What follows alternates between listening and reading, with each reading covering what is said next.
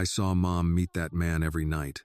Annie spoke through a tight throat, her voice trembling as she pointed toward the back garden, where the old shed stood hidden behind the fence and the dark line of trees.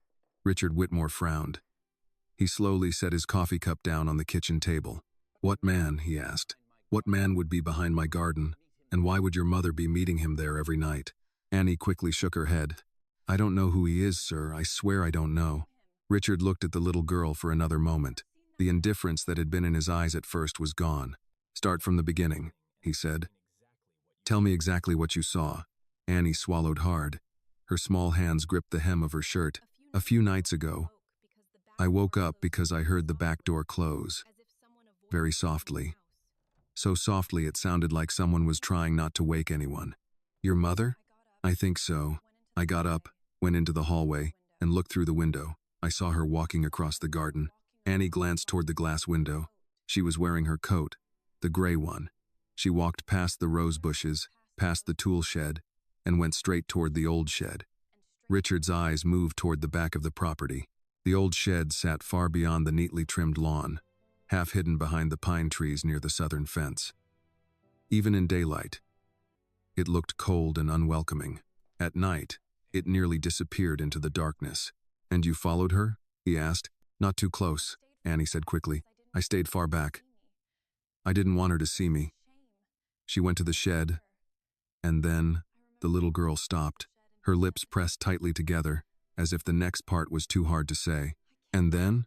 Richard asked. "She met a man." Richard leaned back slightly. "Did you see his face?" "No, sir. Not clearly. It was too dark. He was standing near the door. Then both of them moved out of sight. I waited a little longer, but I got scared and went back inside."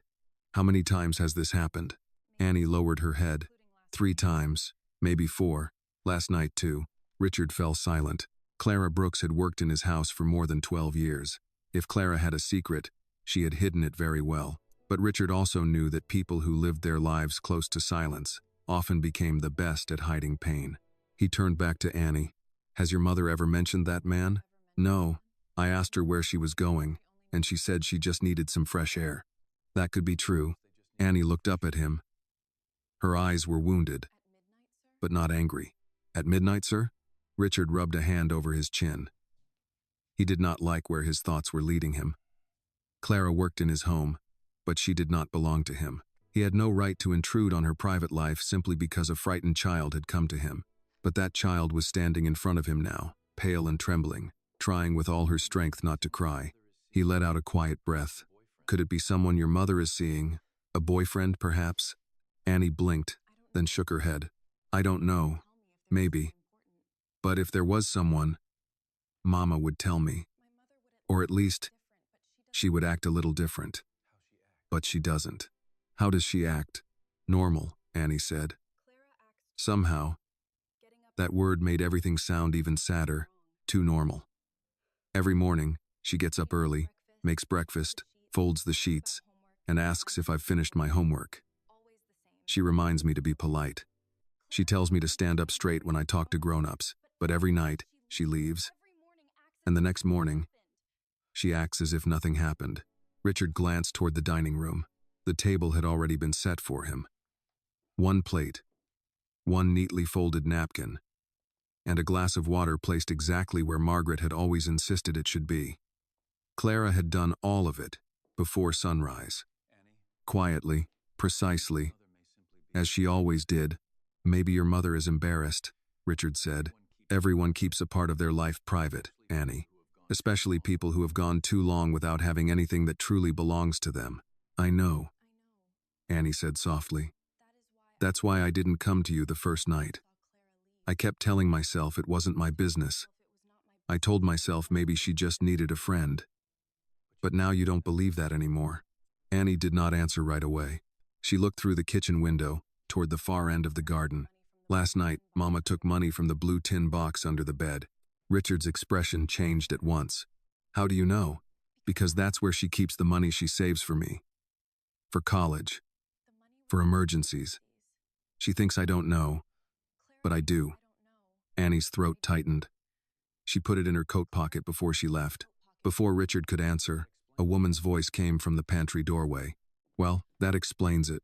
Annie spun around so quickly that her shoulder nearly hit the kitchen cabinet. Mabel Turner, one of the daytime maids, stood there with a stack of dish towels in her arms.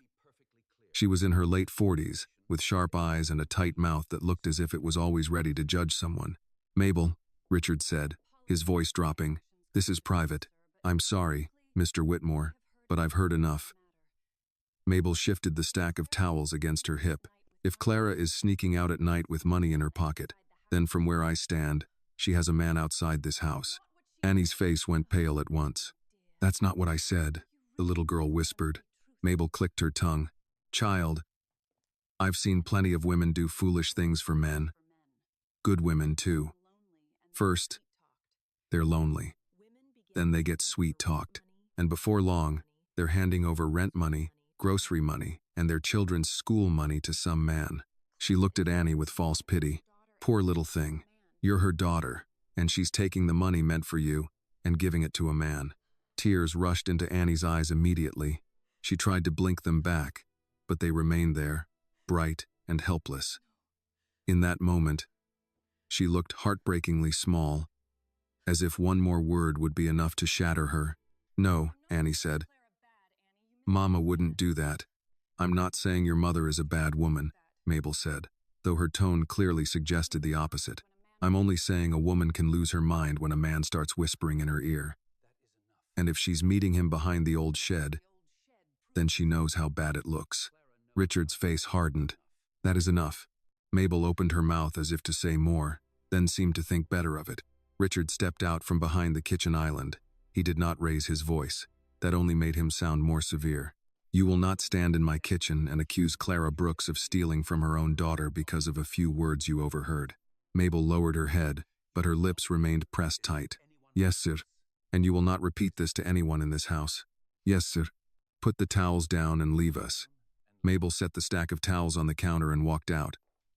But before she left, Annie caught the look the woman threw at her. It was the kind of look that made pity feel like another form of contempt. Annie quickly wiped her tears away. She was ashamed of crying, as if even her tears were something she had done wrong. "I shouldn't have said anything." Richard turned back to her. "No, you did the right thing. But now people will think Mama is doing something shameful." "People often think a great many things when they don't know the truth," Richard said. "But that doesn't make them right." Annie wrapped her arms around herself. "What if Mrs. Mabel tells the others?" "She won't. But what if she does?" Richard looked toward the hallway where Mabel had disappeared. "Then she will answer to me." Another maid, Lillian, appeared in the opposite doorway, holding a silver tray. She was older than Mabel, with a gentler face, and the moment she saw Annie's tear-streaked cheeks, she stopped. "Oh, sweetheart," Lillian said before she could stop herself. "What happened?" Annie shook her head quickly. "Nothing." But Lillian had heard enough of Mabel's voice from the hallway to understand the shape of the hurt. She set the tray down and moved closer to Annie. "Poor Annie," she said gently. "A child should not have to carry grown-up troubles on her shoulders like this." That kindness nearly broke Annie. Her lips trembled. For a moment, she looked as if she might burst into tears in front of everyone. She quickly covered her mouth with one hand and turned toward the window, trying to hide her small face as it twisted with hurt. Richard looked at Lillian. "Thank you. We're all right." Lillian nodded, understanding the dismissal. But before she left, she spoke softly to Annie. "Your mother loves you, Annie. Don't let hallway gossip make you forget what your heart already knows." Annie closed her eyes. Those words made one more tear slip down her cheek, silent and painful. After Lillian left the kitchen, Richard waited until Annie could breathe evenly again. "Listen to me," he said. "You did not betray your mother by coming to me. You came because you were worried about her. That is very different." Annie looked up at him. "Are you going to ask Mama?" "Not yet." "Why not?" "If there is an innocent explanation, I don't want to embarrass your mother." Richard turned his eyes toward the southern garden. "And if there isn't, then I don't want to warn the wrong person." Annie followed his gaze. "What am I supposed to do?" "Nothing different," Richard said. "Go on with your day as usual. Don't follow your mother again. Don't go near that shed at night. And don't tell your mother that you spoke to me." Annie nodded, though fear was still written clearly across her pale face. Richard finally picked up his coffee cup. only to realize it had gone cold long ago. He set it down again. Outside, beyond the quiet garden, the old shed remained still beneath the trees. But from that moment on, Richard knew the shed was no longer just a forgotten corner of his property. It had become a place where a truth was being hidden, and perhaps the place where a poor child like Annie would lose the last bit of faith she was still trying to hold on to. By noon, the story had begun to spread through the house, little by little, not the whole truth. No one truly knew what Annie had seen, what Clara had done, or who the man was. But the scattered pieces were enough for people to put together something ugly. Clara had left the house at night. Clara had taken money. There was a man near the old shed. When Annie carried a basket of clean napkins into the breakfast room, two servants who had been talking suddenly fell silent as soon as she passed by. In the laundry room, someone cleared her throat too loudly, as if trying to cover up a sentence left unfinished. Near the back staircase, Mabel's voice dropped into a whisper, then rose just enough for Annie to hear the word, boyfriend. Annie kept walking. She lowered her head, clutching the basket of napkins tightly against her chest. She did not cry, not because she was not hurt, but because she was afraid that if she cried, people would have one more reason to look at her with pity. And to Annie, pity sometimes hurt even more than insults. She found Clara in the linen room. Her mother was standing beside the long table, carefully smoothing a white tablecloth. Her movements were still steady and precise, as if the world outside had not changed at all. "You haven't eaten breakfast, Mama?" Annie asked softly. Clara did not look up. "I had coffee. That's not breakfast. That is breakfast for grown women who have work to do." Annie stood in the doorway. On any other day, that answer would have made her smile. It was the kind of thing Clara always said to make tired mornings feel a little lighter. But today, Annie could not smile. Clara lifted her head. The moment she saw her daughter's face, her hand stopped on the tablecloth. "What happened?" "Nothing. Don't lie to me, Annie." Those words hurt Annie more than Clara knew. The little girl turned her face away. Clara's voice softened at once. "Come here to me." Annie stepped inside, but she still kept some distance between them. She wanted to run into her mother's arms. She wanted to bury her face against Clara's chest the way she had when she was younger, and hear her say that everything would be all right. But she also wanted to shake her mother and ask why she had been hiding so much from her. Those two feelings pulled at Annie's heart at the same time, leaving her unsure whether to cry, to be angry, or to beg. "Mama," she said, her voice tight. "Where did you go last night?" Clara lowered her eyes to the tablecloth. "I already told you. I needed some air." "You went to the shed." Clara's face changed slightly. Not much, but enough for Annie to notice. The corner of her mouth tightened. A flicker of fear passed through her eyes, then disappeared quickly, like a candle being blown out. "Who was that man?" Annie asked. "No one you need to know." "That is not an answer. It is the only answer I can give you right now." Annie's throat burned. "Are you in trouble, Mama?" Clara folded the edge of the tablecloth and pressed her palm hard against the crease. "I am handling something. Alone? Most things in this world have to be handled that way." "No, Mama." Annie's voice trembled. "That is not handling it. That is hiding it." Clara looked at her daughter. In that moment, she seemed much older than she had that morning. "Listen to me," Clara said softly. "There are things women have to carry by themselves, because if they put them down in the wrong place, the people they love will get hurt. That sounds more like trouble than a secret. It sounds more like life." Annie shook her head. She knew what she was about to say would hurt her mother, but she could not hold it in anymore. "I told Mr. Whitmore." Clara's face went Polly at once. The tablecloth slipped from her hands. "You did what?" "I was scared." Clara moved around the table so quickly that Annie instinctively took a step back. "What did you tell him?" "I told him I saw you go outside. I told him there was a man there." "Annie." Clara placed a hand over her chest, her breath catching as if the room had suddenly run out of air. "Why would you do that?" "Because you wouldn't tell me anything. I told you not to get involved. You told me I didn't see anything. Because you shouldn't have seen it." Annie stared at her mother. "Do you hear what you just said?" Clara closed her eyes. Outside the linen room, a cart rattled down the hallway. The sound passed by and faded, but the silence between mother and daughter stayed, heavier than before. Clara reached out to take her daughter's hand, but Annie did not take it right away. That hurt them both more than any accusation could have. "Mama," Annie whispered. Did he hurt you? Clara's lips parted, then closed again. She gave a small shake of her head, but it did not feel like an answer. It felt more like a plea. Please, Annie said, tell me who he is. Clara's eyes reddened, but she did not let a tear fall. I need you to trust me. I do trust you. Annie looked at her, her eyes so full of pain that Clara could hardly bear it. That's why I'm scared. If Annie's words touched your heart, please like this video and tell us in the comments where you are watching from. Your support helps these emotional stories reach more people. And if you believe in stories about love, truth, and courage, please subscribe to the channel for more. Clara glanced toward the hallway, then lowered her voice. You should not have brought Mr. Whitmore into this. Why? He can help. No, sweetheart. Clara shook her head. Men like Mr. Whitmore can help when a problem has clean edges. Lawyers, contracts, checks, phone calls. But some troubles are not clean like that. They stick to people. They spread. They drag down anyone standing too close. Then let it drag him down, Annie blurted out, surprising even herself with the anger in her voice. He owns this whole place. He has guards, lawyers, cameras, money. What do we have? A small room behind the staff quarters and your blue tin box under the bed? Clara flinched at the mention of the tin box. Annie saw it, and her voice grew smaller. I know you took the money. Clara turned her face away. Mama, it is my money. It is the money you saved for my school. I have the right to use it. Because of him? Clara turned back to Annie. Do not ask me that. But the answer was already inside the refusal.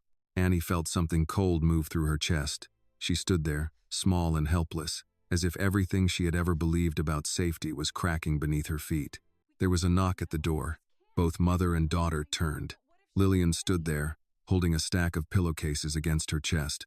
Her eyes moved from Clara's pale face to Annie's wet lashes, and at once she understood that she had accidentally stepped into the middle of a conversation that should not have been overheard. I'm sorry, Lillian said softly. Mrs. Davis needs fresh linens for the guest room. Clara immediately straightened. She wiped every emotion from her face so quickly that it looked almost practiced, as if she had been doing it all her life. They're on the second shelf. I'll get them down. No need, Lillian said gently. I can take them. She stepped inside, gathered the linens, then paused beside Annie. Are you all right, sweetheart? Annie nodded too quickly. Yes, ma'am. Lillian did not press her. She only looked at her with a tenderness that made Annie want to cry even more. The kitchen made chicken soup for lunch today, Lillian said. You and your mother should eat a little. When Lillian left, Clara let out a trembling breath. Do you see? Clara said. That is how it begins. One person sees your face. Another hears half a sentence. And before long, everyone thinks they understand your shame better than you do. I am not ashamed of you.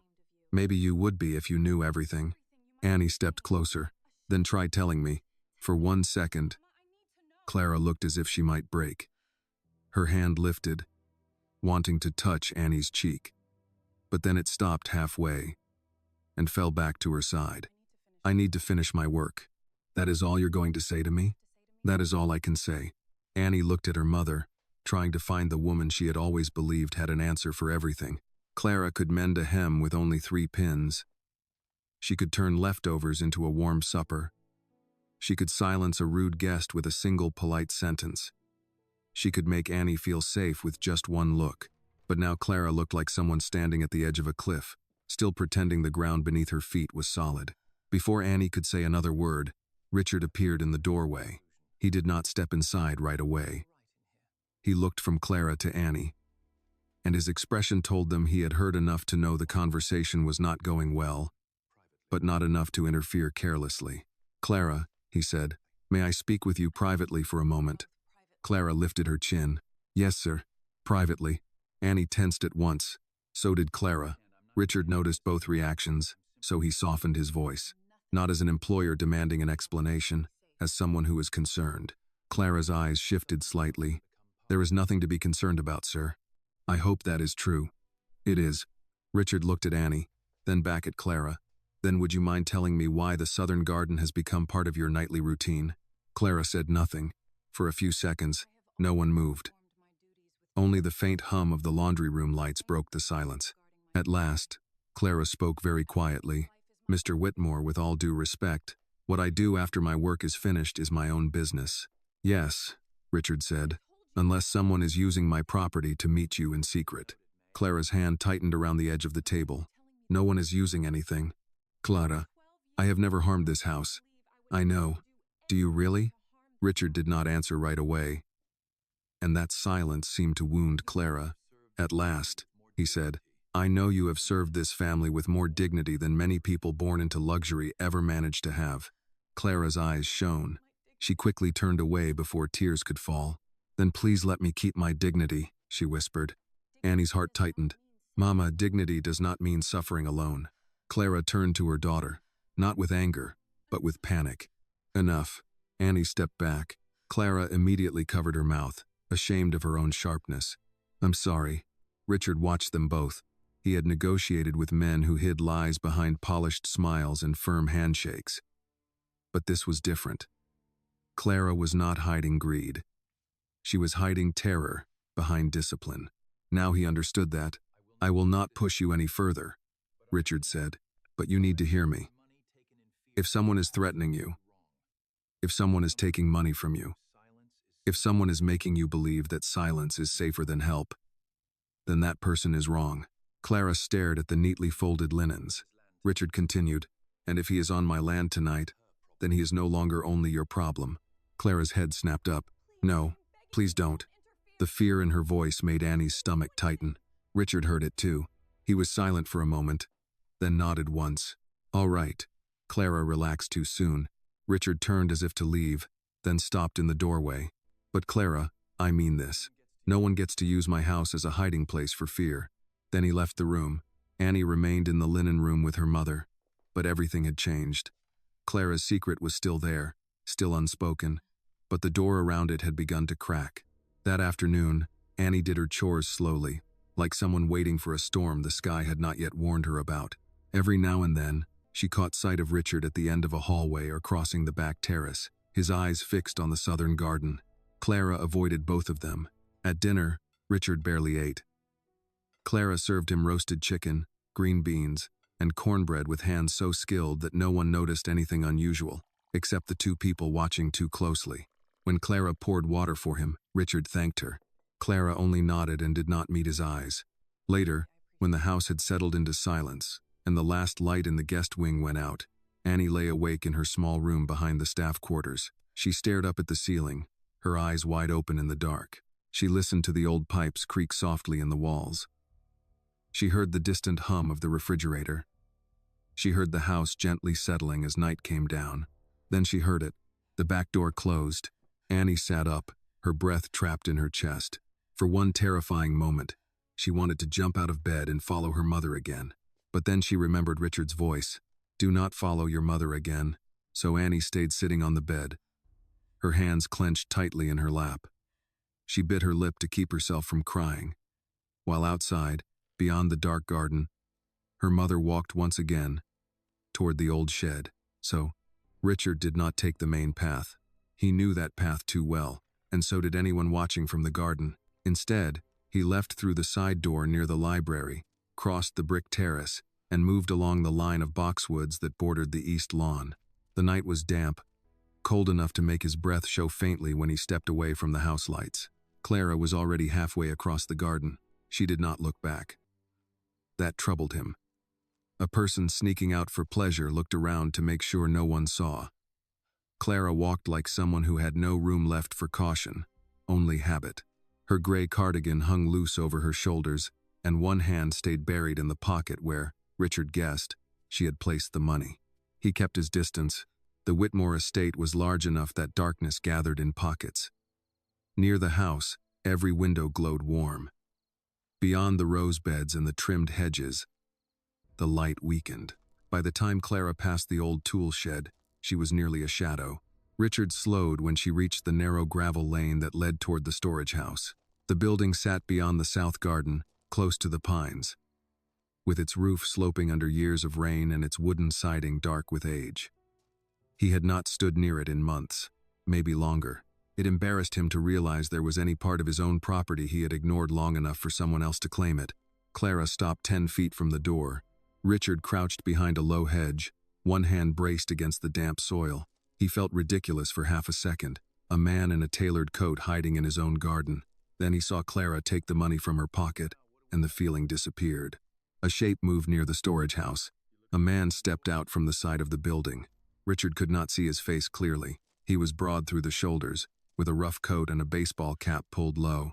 He walked with the loose confidence of someone who believed he had frightened everyone enough to own the ground beneath him. Clara took one step back. The man said something Richard could not hear. Clara answered too softly. The man moved closer. Clara held out the folded bills. He snatched them from her hand. Richard's body went still. So Annie had been right about the money. For a moment, Richard thought of Mabel's cruel little certainty in the kitchen. A boyfriend, a woman losing her sense, college money given to some man. The easy story, the cheap story, the kind people reached for because it let them feel wise without being kind. But Clara's posture did not look like romance. It did not even look like shame. It looked like fear. The man counted the bills under the weak beam of a flashlight. Then he laughed, low and ugly. "That's it?" he said, loud enough now for Richard to hear. "You dragged me all the way out here for this?" Clara's voice shook. "It's all I could get." "All you could get?" The man stepped closer. "You work in a billionaire's house." "I work," Clara said. "I don't steal." The man leaned down toward her face. "Don't get holy with me." "Clara." Richard's fingers tightened against the hedge. "Clara, not Mrs. Brooks, not some new name." He said it like he knew who she had been before this house, before Dallas, before the quiet life she had built by working twice as hard as anyone asked. "I told you," Clara said. "I'll give you what I can, but you leave Annie alone." At the sound of Annie's name, Richard felt something in him turn cold. The man laughed again. "Now she's Annie? That what you call her these days?" Clara did not answer. "You think changing names changes blood?" he said. "She's mine too." "No," Clara whispered. "Don't say that. I'll say whatever I want. I'll walk right up to that fancy front gate if I feel like it. Tell them who you are. Tell them what you ran from. Tell them you kept a man from his own daughter. She doesn't know you. She should. She doesn't need to." The man's hand shot out and caught Clara by the wrist. Richard rose halfway before he forced himself to stop. Not yet. He needed to understand what he was stepping into. He needed more than anger. He needed the truth clearly enough that no one could twist it later. Clara tried to pull back. "Let go. You don't give orders to me." His voice dropped. "Tomorrow night. You bring more. Not this pocket change. Real money." "I can't." "You can. I won't steal from Mr. Whitmore." The man shoved her hand away. "Then maybe Mr. Whitmore needs to learn what kind of woman he's been keeping under his roof." Clara's shoulders folded inward. "Please." That single word nearly brought Richard out of hiding. "Please." Not the polite word Clara used when passing plates or asking for the laundry key. This was something stripped down. A sound pulled from a place beyond pride. "Please don't go near that house," she said. "Don't go near Annie. I'll find a way." "You better." The man stepped closer again. "Because I've been patient." "You call this patient?" "I call this generous." His voice sharpened. "You think I forgot what you did? Took my girl and disappeared like you had the right." Clara's voice hardened for the first time. "I had every right." The man went quiet. For 2 seconds, Richard thought Clara had found some ground beneath herself. Then the man moved, fast, and Clara stumbled backward against the storage house door.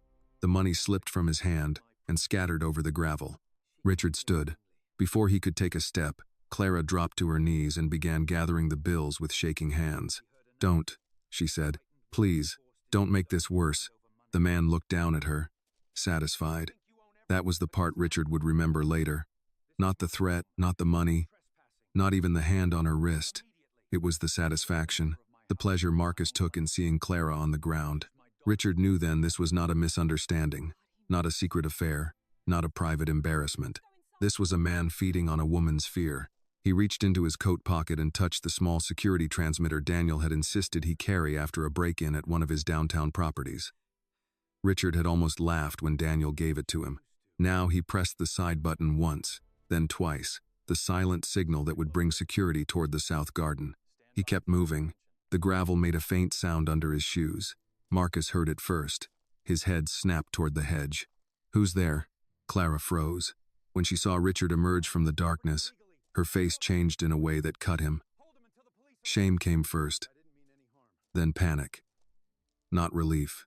Not yet. "Mr. Whitmore," she said, barely above a breath. Marcus straightened, trying to rebuild himself quickly into something less ugly. Well, this must be the boss." Richard did not look at him first. He looked at Clara, still kneeling on the gravel, money gathered in her trembling hands. "Stand up, Clara," he said. She tried, but her knees almost failed. Richard stepped forward and offered his hand. Clara hesitated, then took it. Her fingers were cold. Marcus grinned. "Careful now, this is family business." Richard turned to him. "No," he said. "This is happening on my property." Marcus shrugged. "She came here on her own. After you threatened her. You hear that from the bushes?" "I heard enough." Marcus's eyes narrowed. "Then you heard she's been lying to you." Richard's voice stayed even. "I heard a man demand money from a woman he had frightened into meeting him in the dark. You don't know what she did." "I know what you just did."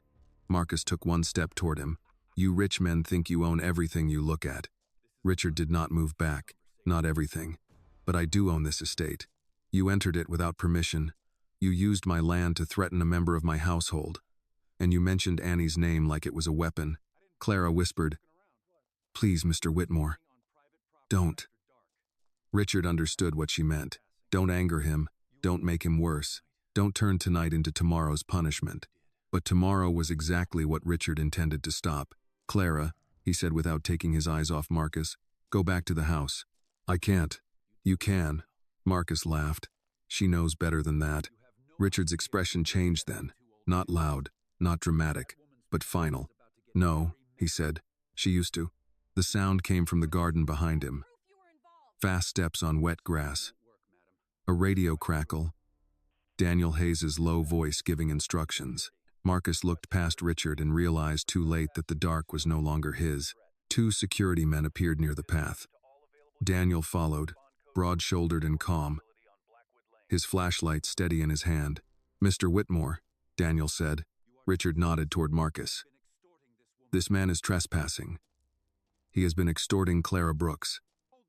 Keep him here until Dallas police arrive." Marcus backed up. "You can't hold me." Daniel's voice was flat. "Try running and we'll discuss that." Marcus looked at Clara. "You think this saves you?" Clara flinched. Richard stepped between them. "You will not speak to her again tonight." For the first time, Marcus seemed to understand that the balance had shifted. Not completely, not legally, not permanently, but enough for the old spell to crack. Clara stood behind Richard, one hand pressed to her mouth. She was not crying. That would come later. For now, she looked like someone who had been pulled from deep water and had not yet remembered how to breathe. From the house, far across the lawn, one upstairs window glowed in the staff wing. Annie was still awake. Richard glanced toward that light, then back at Marcus, and felt the full weight of the promise he had made in the kitchen. This would not end in the garden, not with a warning, not with a quiet payment, not with another woman blamed for the violence done to her. Tonight, the old storage house had given up its secret. Now Richard Whitmore intended to make sure no one buried it again. Daniel Hayes did not let Marcus take one more step toward Clara. He moved with the calm of a man who had spent years dealing with men who got louder when they realized they were losing control. One guard stood near the storage house door, the other near the gravel lane. Richard stayed between Marcus and Clara, not touching her, not crowding her, just making sure the line was clear. Marcus looked from one man to another and gave a short laugh. "This is a lot of muscle for a conversation." Daniel kept the flashlight low, not in Marcus's eyes but close enough to show his hands. "Then keep it a conversation. I didn't break in. You're standing on private property after dark," Daniel said. "That's a poor start." "She invited me." Clara's voice came thin from behind Richard. "No, I didn't." Marcus turned his head toward her, and Richard saw the old power try to rise in him again. "You sure you want to say that?" Richard's voice cut across the gravel. "Look at me when you speak." Marcus smiled at him. "You got no idea what you've stepped into, rich man." "I'm beginning to." "No, you're not. You think she's some poor woman who needs saving. You don't know what she did. Clara made a small sound, almost a breath breaking in half. Richard wanted to ask what Marcus meant, but not here. Not with Clara shaking in the cold and Annie awake somewhere inside the house. Marcus was trying to throw mud into the air and hope some of it landed. Richard had seen that tactic in boardrooms and courtrooms, though rarely with this much rot behind it. Daniel spoke into his radio. South Garden. Need Dallas PD at the Whitmore residence. Trespassing, possible extortion, active threat. Main gate open for responding officers. Marcus's smile slipped. Police? Daniel looked at him. That's what happens when someone trespasses and threatens people. I didn't threaten nobody. Richard said, I heard you mention Annie. She's my daughter. Clara stepped forward before Richard could stop her. You don't get to call her that. Marcus's face hardened. Blood says I do. Blood didn't raise her, Clara said, her voice trembling but clear. Blood didn't sit with her through fever. Blood didn't pack lunches, sign school forms, wash uniforms, or hold her when she had nightmares. You don't get to show up after all these years and turn the word father into a weapon. For a moment, even Daniel did not speak. Then Marcus laughed, but it sounded forced. Listen to her. Got herself a fancy speech now. Clara shrank back as if she had used up all the courage she had. Richard turned slightly. Clara, go to the house. She shook her head. Annie, I'll bring you to her. No, she can't see him. The words came too late. Across the lawn, a figure had appeared near the back terrace. Annie stood in the spill of light from the kitchen door, barefoot in a sweater, arms wrapped around herself. She must have seen the security lights. Maybe she had seen her mother on the gravel. Maybe she had simply felt what daughters feel when a mother is breaking somewhere nearby. Clara turned and saw her. No, she whispered. Annie did not move at first. From that distance, her face was hard to read, but Richard saw her body stiffen when Marcus looked her way. Marcus's expression changed. Something possessive entered it, something Richard disliked more than anger. Well, Marcus called, there she is. Clara tried to go to Annie, but Richard held up a hand, not touching her, only stopping the panic from becoming movement. Daniel, Richard said. Daniel nodded to one of the guards. Stay with him. The guard shifted closer to Marcus. Marcus lifted both hands in mock innocence, but his eyes stayed on Annie. Richard walked with Clara toward the house. The wet grass darkened the cuffs of his trousers. Clara hurried, then slowed when Annie did not run to her. That hesitation hurt to watch. Annie stood at the edge of the terrace, eyes fixed past her mother, toward Marcus. Mama, she said, barely audible. Is that him? Clara stopped a few feet away. Go inside. Is that him? Annie, please. Richard came up beside them. Annie, come into the kitchen. She looked at him, then back across the lawn. Marcus was still near the storage house, held in place by two guards and Daniel's steady presence. But he smiled as though distance meant nothing. My girl, he called. Annie flinched. Clara moved then. She pulled Annie into her arms with a sound that was almost a sob, but Annie did not fully fold into her. She stood rigid, one cheek against her mother's shoulder, staring into the dark as if some old memory had found her before she could name it. Richard stepped between the terrace and the lawn. Marcus laughed again. What? She don't remember me? That's cold, Clara. You did a real job on her. Annie whispered into her mother's sweater. Why does his voice sound like that? Clara closed her eyes. Richard did not understand the question, not fully, but Clara did. Her arms tightened around Annie. Because some things stay in the body, Clara said softly, even when the mind tries to be merciful. Sirens sounded faintly beyond the front gate. The house began to wake. A light came on in the butler's pantry. Another in the downstairs hall. Lillian appeared first, tying her robe at the waist. Then froze when she saw Annie and Clara on the terrace. Mabel came behind her, hair wrapped in a scarf, eyes wide with the hunger of someone finding the story alive in front of her. Richard turned toward them. Everyone inside. Now, Lillian obeyed at once, reaching for Mabel's elbow. Mabel resisted just long enough to look past Richard toward the storage house. Is that the man? She whispered. Richard's patience thinned. Inside, Mabel. She stepped back. Lillian, gentler, looked at Clara. Do you need anything? Clara could not answer. Annie did it for her. No, she said, though her voice shook. Please don't ask her questions right now. Lillian nodded. All right, honey. That small respect nearly broke Clara more than the fear had. 2 patrol cars rolled up the main drive a few minutes later, their lights flashing blue and red across the white columns of the house. Richard hated the sight of those lights on his lawn, hated knowing Clara would feel exposed by them. But this could not be solved with a private warning and a locked gate. Marcus needed a record. Clara needed more than Richard's anger. 2 officers crossed the lawn with Daniel. One was a broad man in his 40s, the other a woman with a tight ponytail and a notepad already in hand. Marcus started talking before they reached him. I'm the father, he said loudly. This is a family matter. These men grabbed me for no reason. The female officer looked at Daniel. Who called it in? I did, Daniel said. Daniel Hayes, head of private security. Subject was found trespassing on the property. Mr. Whitmore witnessed him demanding money from Miss Brooks and making threats involving her daughter. Marcus snorted. That's his version. Richard stepped forward. It is my statement. The officers recognized him, of course. Most people in Dallas did. Richard Whitmore did not enjoy that fact tonight, but he intended to use whatever weight it carried if it kept Marcus from walking away with a smirk. The male officer turned to Clara. Ma'am, are you Clara Brooks? Clara nodded. Did this man threaten you? She looked at Marcus. That was all he needed. One look, and she was back under the old roof. Back in whatever rooms she had run from. Back to measuring every word against what it might cost later. Richard lowered his voice. Clara, she looked at him. You are standing on my property, he said, with police present, with witnesses. He cannot take tonight from you, unless everyone here lets him. Clara swallowed. Then she said, Yes, he threatened me. Marcus's jaw tightened. The officer asked, Did he demand money? Yes. How many times? Clara's eyes filled. I don't know. The answer told more than a number would have. The female officer wrote quickly. Do you have any of the money on you?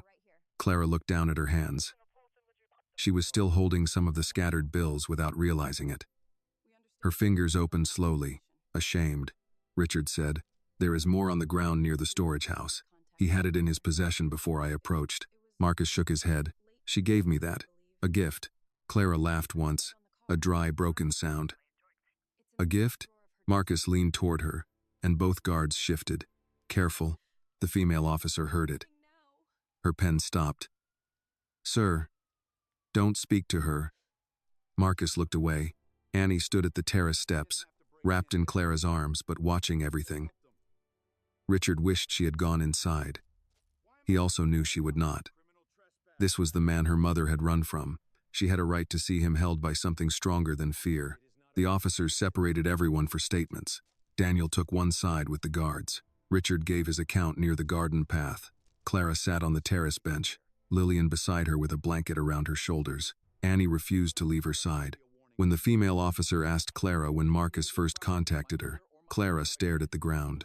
A few weeks ago, she said. Oh? A note on my car. Do you still have it? Clara hesitated. Annie answered. She keeps things in the bottom drawer of her dresser, under the scarves. Clara looked at her, surprised. Annie's eyes filled again. I noticed, Mama. I notice everything now. Clara reached for her hand. Richard, standing a few feet away, heard the sentence and felt its ache. Annie had been forced into watchfulness inside a house where she should have been able to sleep. The male officer approached Marcus with handcuffs. Marcus twisted his shoulders back. For what? He snapped. Criminal trespass for now, the officer said. We'll sort the rest, after statements. Marcus looked past him to Clara. This ain't over. Richard stepped forward before the officers could respond. Yes, he said. It is. Marcus smiled. You don't decide that? No.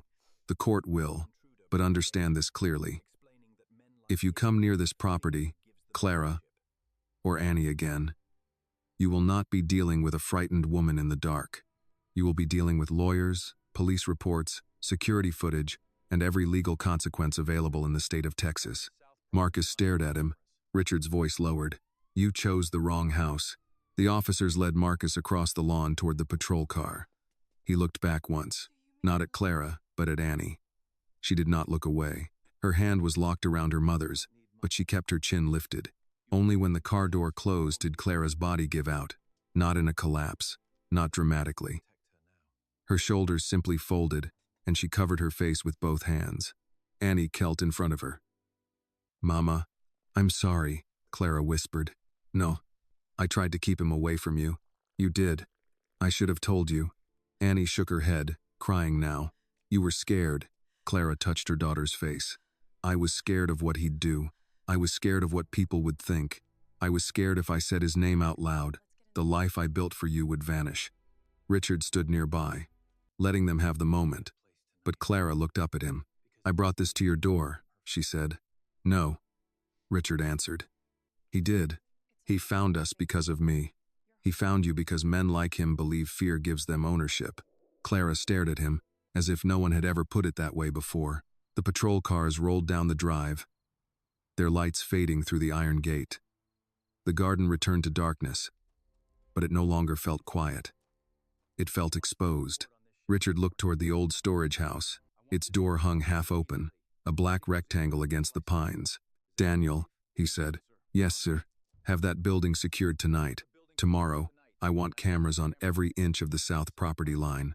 Daniel nodded. "Already arranging it." Richard looked back at Clara and Annie, and at first light, "I'm calling Evelyn Grant." Clara frowned through her tears. "The lawyer?" "Yes. I don't have money for lawyers, Mr. Whitmore. You won't need it." "Sir, Clara," he said, not unkindly. "You have spent 12 years protecting this house in ways I probably never saw. Now let this house protect you." Annie looked at him then, really looked, as if trying to decide whether powerful words could be trusted. Richard understood. Trust was not something he could demand. It would have to be built from what he did next. Inside, the kitchen lights glowed warm. Lillian had left a kettle on, and the smell of chamomile drifted faintly through the open door. Somewhere in the hall, Mabel was silent at last. Clara rose with Annie's help.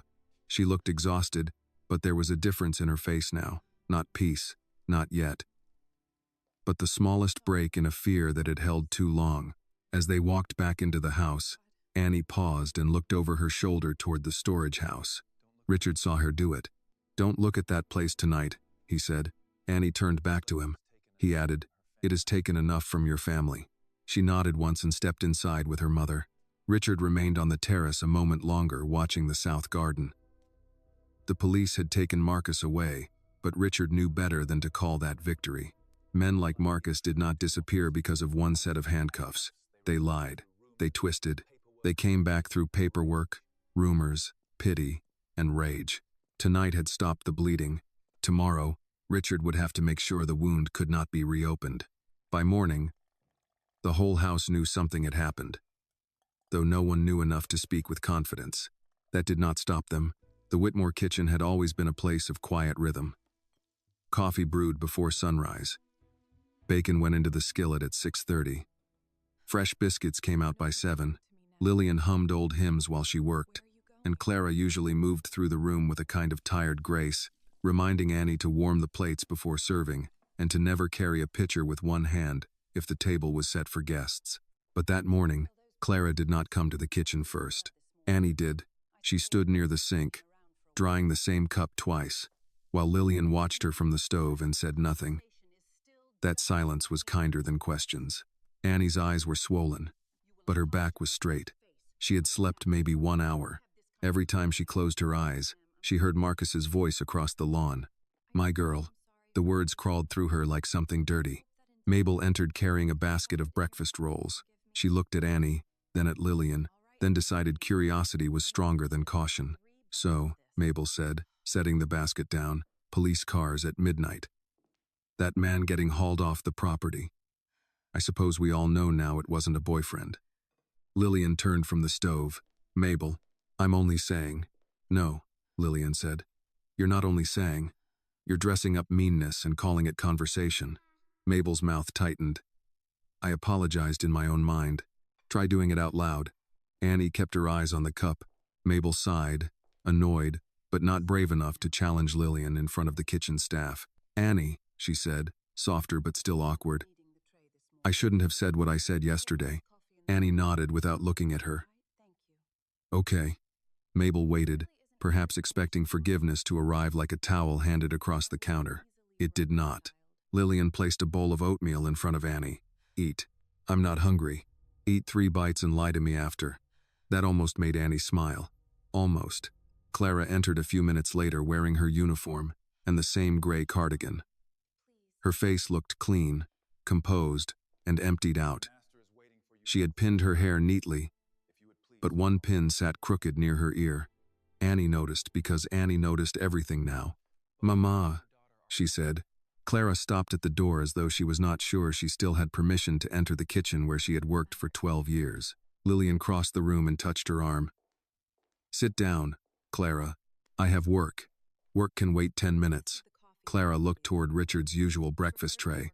"Mr. Whitmore will be down." "He already called," Lillian said. "He's taking coffee in his study." That was unusual. Richard had eaten breakfast in the kitchen or dining room almost every morning since Margaret died. Clara knew it too. Her eyes moved toward the hallway. Annie stepped closer. "He's not angry with you." Clara gave a small, tired smile. "You don't know that." "Yes, I do."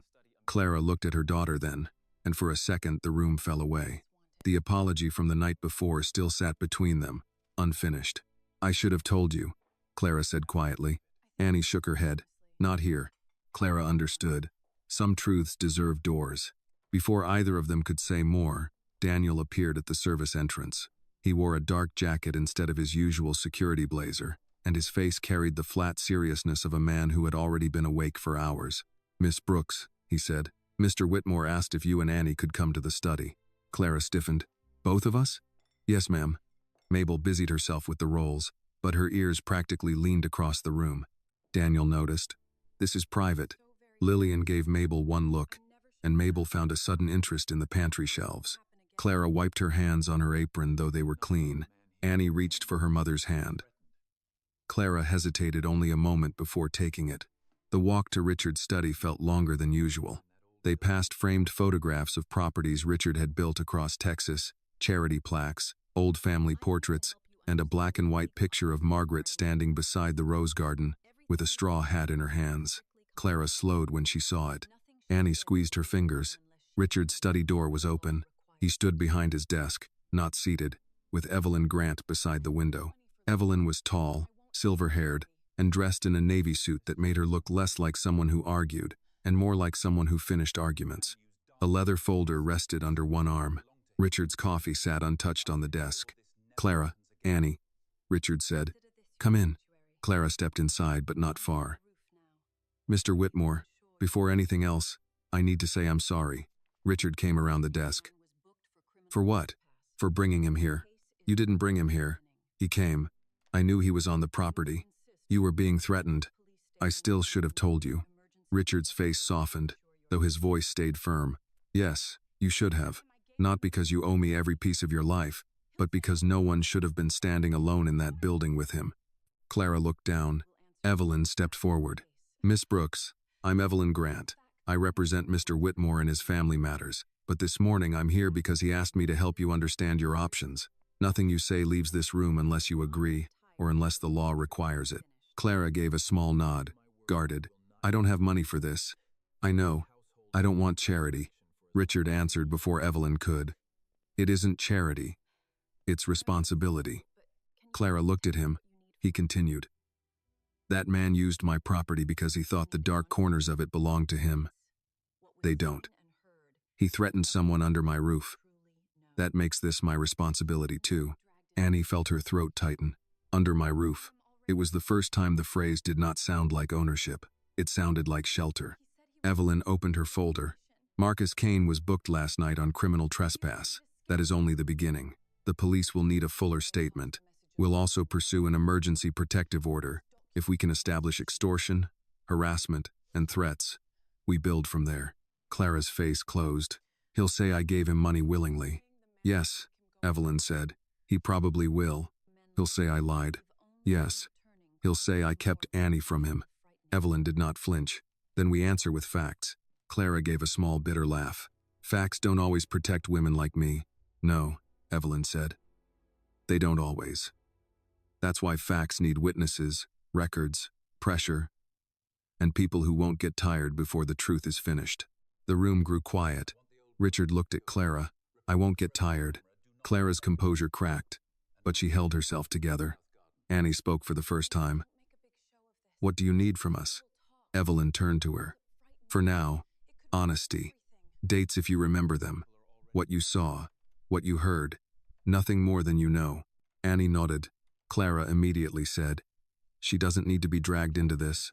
She's already in it, Mama. No. Annie's voice remained soft, but something in it had changed since last night. He said he'd see me before graduation. He used me to scare you. I'm in it, whether we say so or not. Clara covered her mouth. Richard glanced at Evelyn. There was a message? Annie nodded. Mama didn't hear it from him directly. Someone passed it along. I don't know who. Evelyn's expression sharpened. We document that today. Clara sank into the chair behind her as if her legs had finally lost their argument with the floor. I thought if I paid him, he'd go away. Evelyn's voice softened. Men like that don't go away because they're paid. They go away when the cost of coming back becomes higher than the pleasure of frightening you. Richard turned toward the window. From there, the south garden was visible in daylight. The old storage house looked smaller now, almost harmless. That angered him more than if it had looked monstrous. Evil, he thought, often counted on ordinary wood and familiar paths. I want that building secured, he said to Daniel. It is. I want the camera repaired by this afternoon. Already scheduled. No, not repaired. Replaced. Add 2 more. Motion lights too. Daniel nodded. Done. Clara looked alarmed. Sir, please don't make a big show of this. People will talk. Richard turned back. People are already talking. Her eyes dropped. And that, he said, is another thing we are going to address. Annie looked up. Richard walked to the study door and closed it, not because he wanted to shut them in, but because some things needed to be said without the hallway listening. I can't control every whisper, he said, but I can control what is tolerated in this house. No one will make you or Annie the subject of gossip because a criminal chose you as a target. Clara whispered, You can't make people respect us.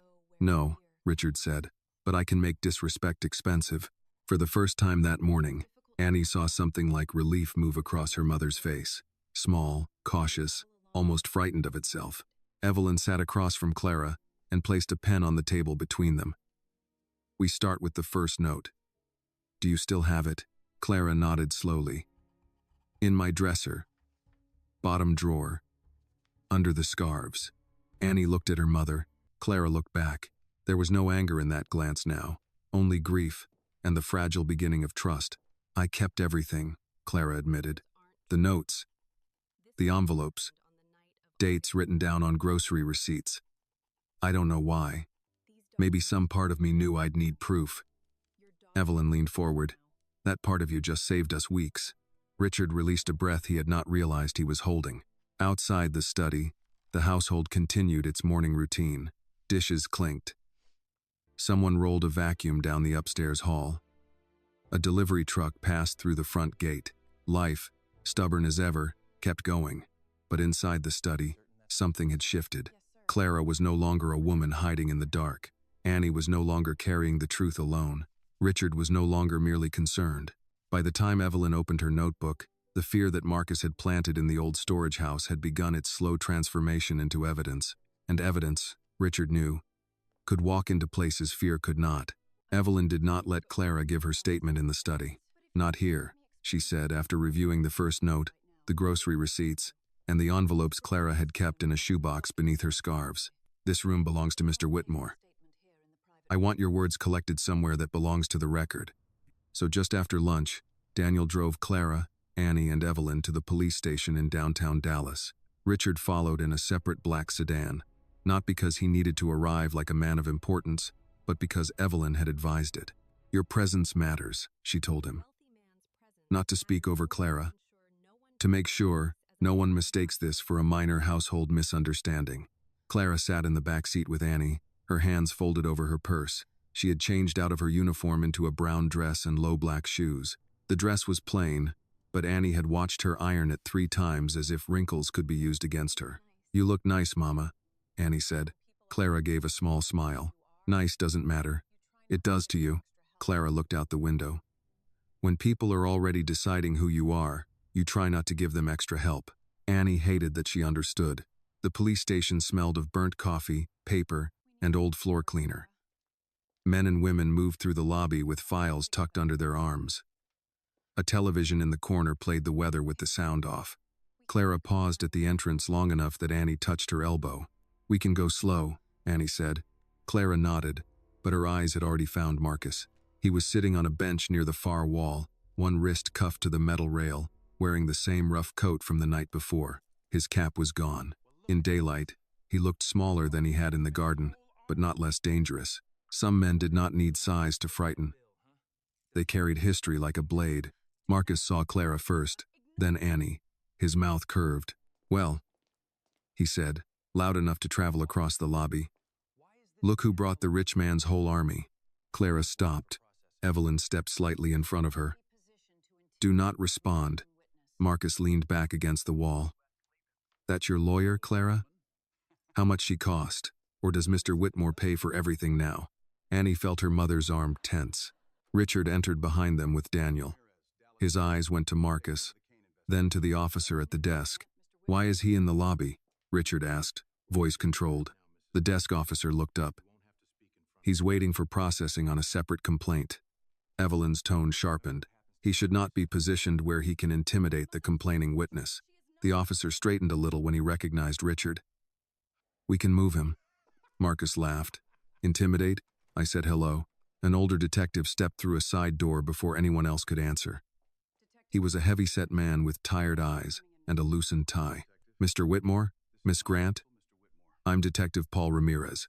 Evelyn shook his hand. "Detective." Ramirez looked toward Clara. "Miss Brooks, we'll take you back now." "You won't have to speak in front of him." Clara did not move. Marcus lowered his voice, but Annie still heard him. "Remember what happens when you lie." Annie turned toward him. The words left her before fear could stop them. "She's not lying." The lobby went quiet around them.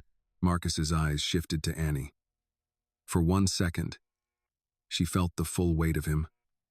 Not a father, not a stranger.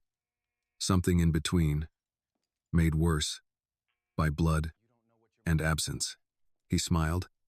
"You don't know what your mama's done." Annie's voice shook, but she did not step back. "I know what you did last night." Richard moved closer. Not in front of her, but beside her. That mattered. He did not block her like she was too fragile to speak. He stood near enough to remind Marcus that she was not alone. Detective Ramirez signaled to 2 officers. "Move him to holding." Marcus's smile faded. "For what?" "She's the one lying." The officers uncuffed him from the rail. He tried to make himself loose and careless, but Annie saw his jaw working. As they led him away, he looked over his shoulder. "This isn't over," Richard answered quietly. "You keep saying that as if it helps you." Marcus disappeared through the side door. Clara's breath came out in a shudder. She covered it by reaching into her purse for a tissue. Ramirez led them to a small interview room. It had a square table, 4 chairs, a wall clock, and a recorder placed in the center. Annie had expected something dramatic. Instead, the room looked plain enough to make the truth feel exposed. Evelyn sat beside Clara. Annie sat near the wall. Richard remained standing until Ramirez said, "You can sit, sir." "I'll stand." Evelyn glanced at him. Richard sat. Ramirez turned on the recorder and stated the time, date, names, and purpose. His voice was practiced, almost dull, and Annie found comfort in that. A dull voice meant procedure. Procedure meant Marcus did not own the room. "Miss Brooks," Ramirez said, "tell me when Marcus Kane first contacted you." Clara looked at Evelyn. "Take your time," Evelyn said. Clara folded and unfolded the tissue in her lap. 3 weeks ago, I finished my shift and went to my car. There was a note under the windshield wiper. What did it say? Clara swallowed. It said, "I found you. Come to the old storage house at 10, or I come for the girl." Ramirez wrote that down. The girl meaning Annie? My daughter.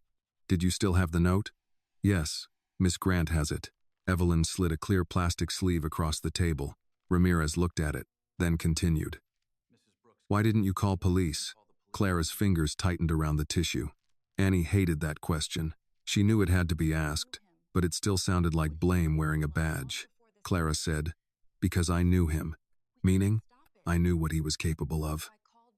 I knew if I called before I had protection, he would find another way. He always found another way. Ramirez nodded, not unkindly. What happened when you went to the storage house? He wanted money. He said he knew I worked for Mr. Whitmore. He said I had access to rich people, and rich people never miss what they don't count themselves. Richard's face hardened. Did he ask you to steal? Yes. Did you? No. Clara looked up then. I never took $1 from that house. Richard said. She didn't. Ramirez looked at him. Mr. Whitmore, I'll take your statement separately. Richard gave a short nod. Understood. Clara continued. I gave Marcus my own money. Savings. Cash I had put aside. For Annie's education? Evelyn asked gently. Clara closed her eyes. Yes. Annie stared at the floor. She had known. She had said it aloud. Still, hearing her mother confirm it in that room made shame and love twist together in her chest. Clara had not given Marcus money because he mattered. She had paid him because Annie did. Ramirez asked, how often did these meetings happen? Almost every night at first, then every other night. He changed it when he wanted me nervous. What did he threaten? Clara gave a tired laugh without humor.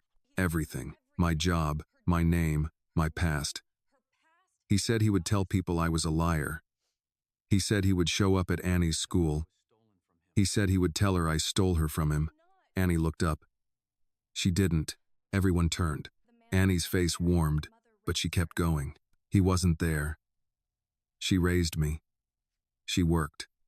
She packed lunches and took buses and saved coins in jars. He doesn't get to say she stole me because she kept me safe. Clara's eyes filled. Ramirez's expression softened, but his voice stayed official.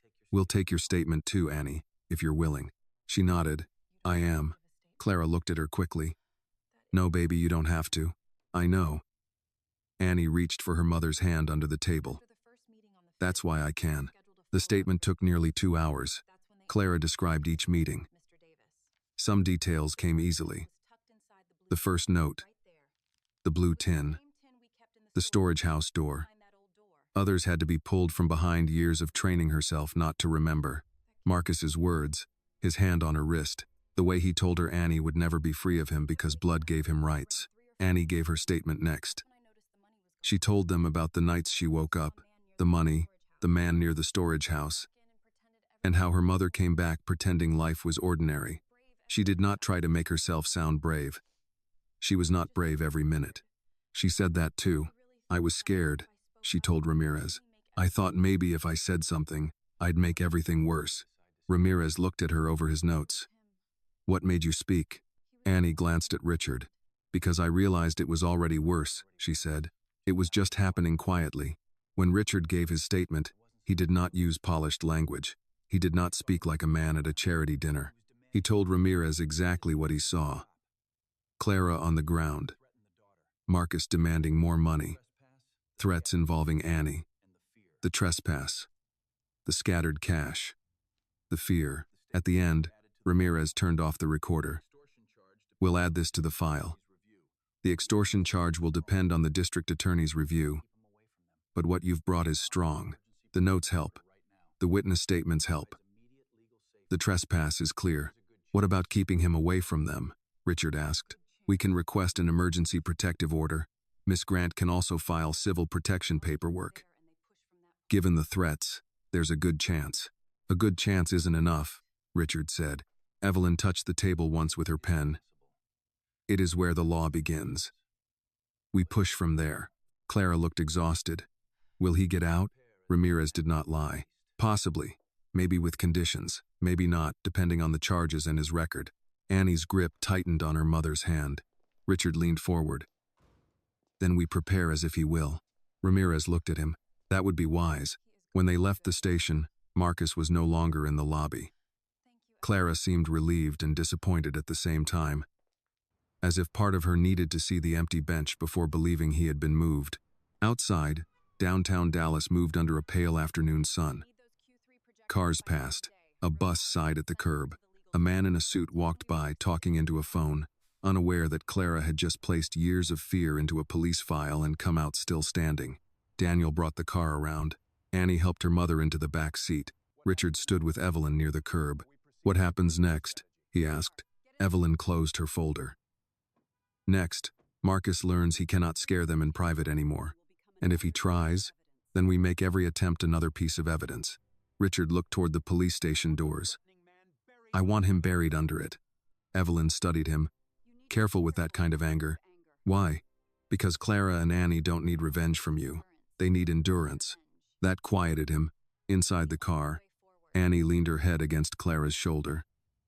Clara kissed the top of her hair. A small, ordinary gesture that seemed to steady them both. Richard watched them through the window and understood what Evelyn meant. Rage could open a door. It could not rebuild a life. He got into the front passenger seat. Daniel drove away from the curb, merging into traffic. No one spoke for several blocks. Then Clara said from the back, "Mr. Whitmore?" Richard turned slightly. "Yes? Thank you for believing her." He looked at Annie first, then at Clara. "I should have believed sooner." Clara shook her head. "You believed when it mattered."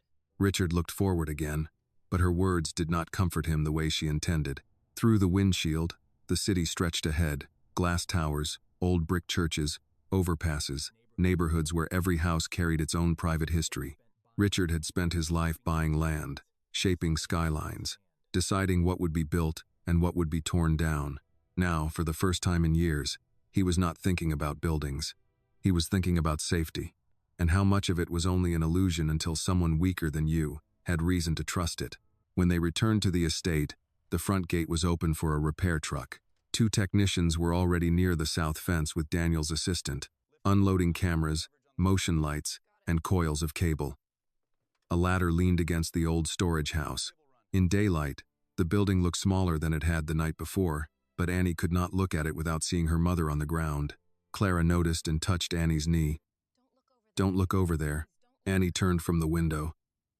"You keep saying that." "Because I mean it, and I keep looking anyway." Clara had no answer. Daniel parked near the side entrance. Richard stepped out first, then opened the back door before Daniel could reach it. Clara hesitated at the gesture, unused to being helped from a car by the man whose breakfast she usually served. "Thank you," she said. Richard nodded. "Go inside. Eat something. Rest if you can." Clara gave a tired laugh. "Rest? I know, try anyway." They entered through the kitchen because Clara refused to come through the front door like a guest. The house smelled of soup and warm bread. Lillian stood at the stove, stirring a pot, and when she saw Clara and Annie, she did not ask what happened at the station. She only reached for 2 bowls. "Sit," she said. Clara opened her mouth. "Don't argue with women holding ladles," Lillian added. Annie sat first. Clara followed because there was no strength left in her to resist kindness. Lillian placed chicken soup in front of them, then set down crackers and a small plate of sliced apples. Mabel hovered near the pantry, pretending to rearrange jars. Richard saw her and stopped at the kitchen threshold. "Mabel." She turned to quickly. "Yes, sir? I want a staff meeting in the breakfast room in 10 minutes. Everyone available." Her face tightened. "Of course." Clara looked up. "Mr. Whitmore, please don't." Richard turned to her. "This house failed you last night before it helped you. I'm not letting the same failure happen twice. It wasn't the house. It was people in it." Mabel went pale enough that even Annie noticed. 10 minutes later, the breakfast room held most of the household staff. Lillian, Mabel, 2 footmen, the cook, a groundskeeper, 3 cleaners, and Daniel near the doorway. Clara stood in the back with Annie, trying to make herself small. Richard did not allow it. "Clara," he said quietly. "Stand here, please." She looked uncomfortable, but Annie took her hand and walked with her to the side of the room. Richard faced the staff. He wore no suit jacket now, only a white shirt with the sleeves buttoned at the wrist. He looked less like a man about to give orders, and more like a man about to draw a line. "Last night," he said, A man entered this property without permission. He used an unmonitored area of the estate to threaten and extort Miss Brooks. The police have been notified. Legal action has begun. Security upgrades are underway. No one spoke. Richard's eyes moved from face to face. That is all you need to know about the case. What you need to know about this house is simpler. Clara Brooks is not responsible for what was done to her. Annie Brooks is not a subject for hallway talk. Anyone who spreads gossip, speculation, or blame about either of them will be dismissed. Mabel looked at the carpet. Richard let the silence sit. I do not pay people in this house to be cruel, he continued. I do not pay people to entertain themselves with another person's pain. If you have questions, bring them to Daniel or to me. If you have judgment, keep it out of my home. The cook, Mrs. Alvarez, nodded first. Yes, Mr. Whitmore. Others followed quietly. Mabel raised her hand a little, then lowered it, then spoke anyway. Mr. Whitmore, I said something yesterday that I shouldn't have. Richard looked at Annie. You owe your words to her, not to me. Mabel turned, embarrassed. Annie, I was wrong. I talked like I knew something when I didn't. I'm sorry. Annie did not know what to do with an apology given in front of her room. Part of her wanted to accept it just to make the moment end. Another part of her still heard the words poor thing, still felt the heat of being pitied like a wound on display. She said, Thank you. It was not forgiveness, but it was enough for now. Lillian placed a hand on Clara's shoulder. Clara's eyes filled, but she held her posture. Richard dismissed the staff. They left in quiet clusters, no whispers this time. Daniel remained. Sir, Daniel said, camera work will be finished before dinner. I also put a temporary guard at the south fence. Good. The storage house door is secured, but the lock was old, easy to force. Richard glanced toward the window. Have the whole building inspected. For repairs? Richard's face hardened. For removal. Daniel nodded. Understood. Clara turned quickly. Removal? Richard looked at her. That building should have been dealt with years ago. You don't have to tear something down because of me. I'm not doing it because of you. I'm doing it because I ignored it. There's a difference. Annie looked out toward the garden. The storage house stood in the distance with men working around it. For the first time, she imagined it gone.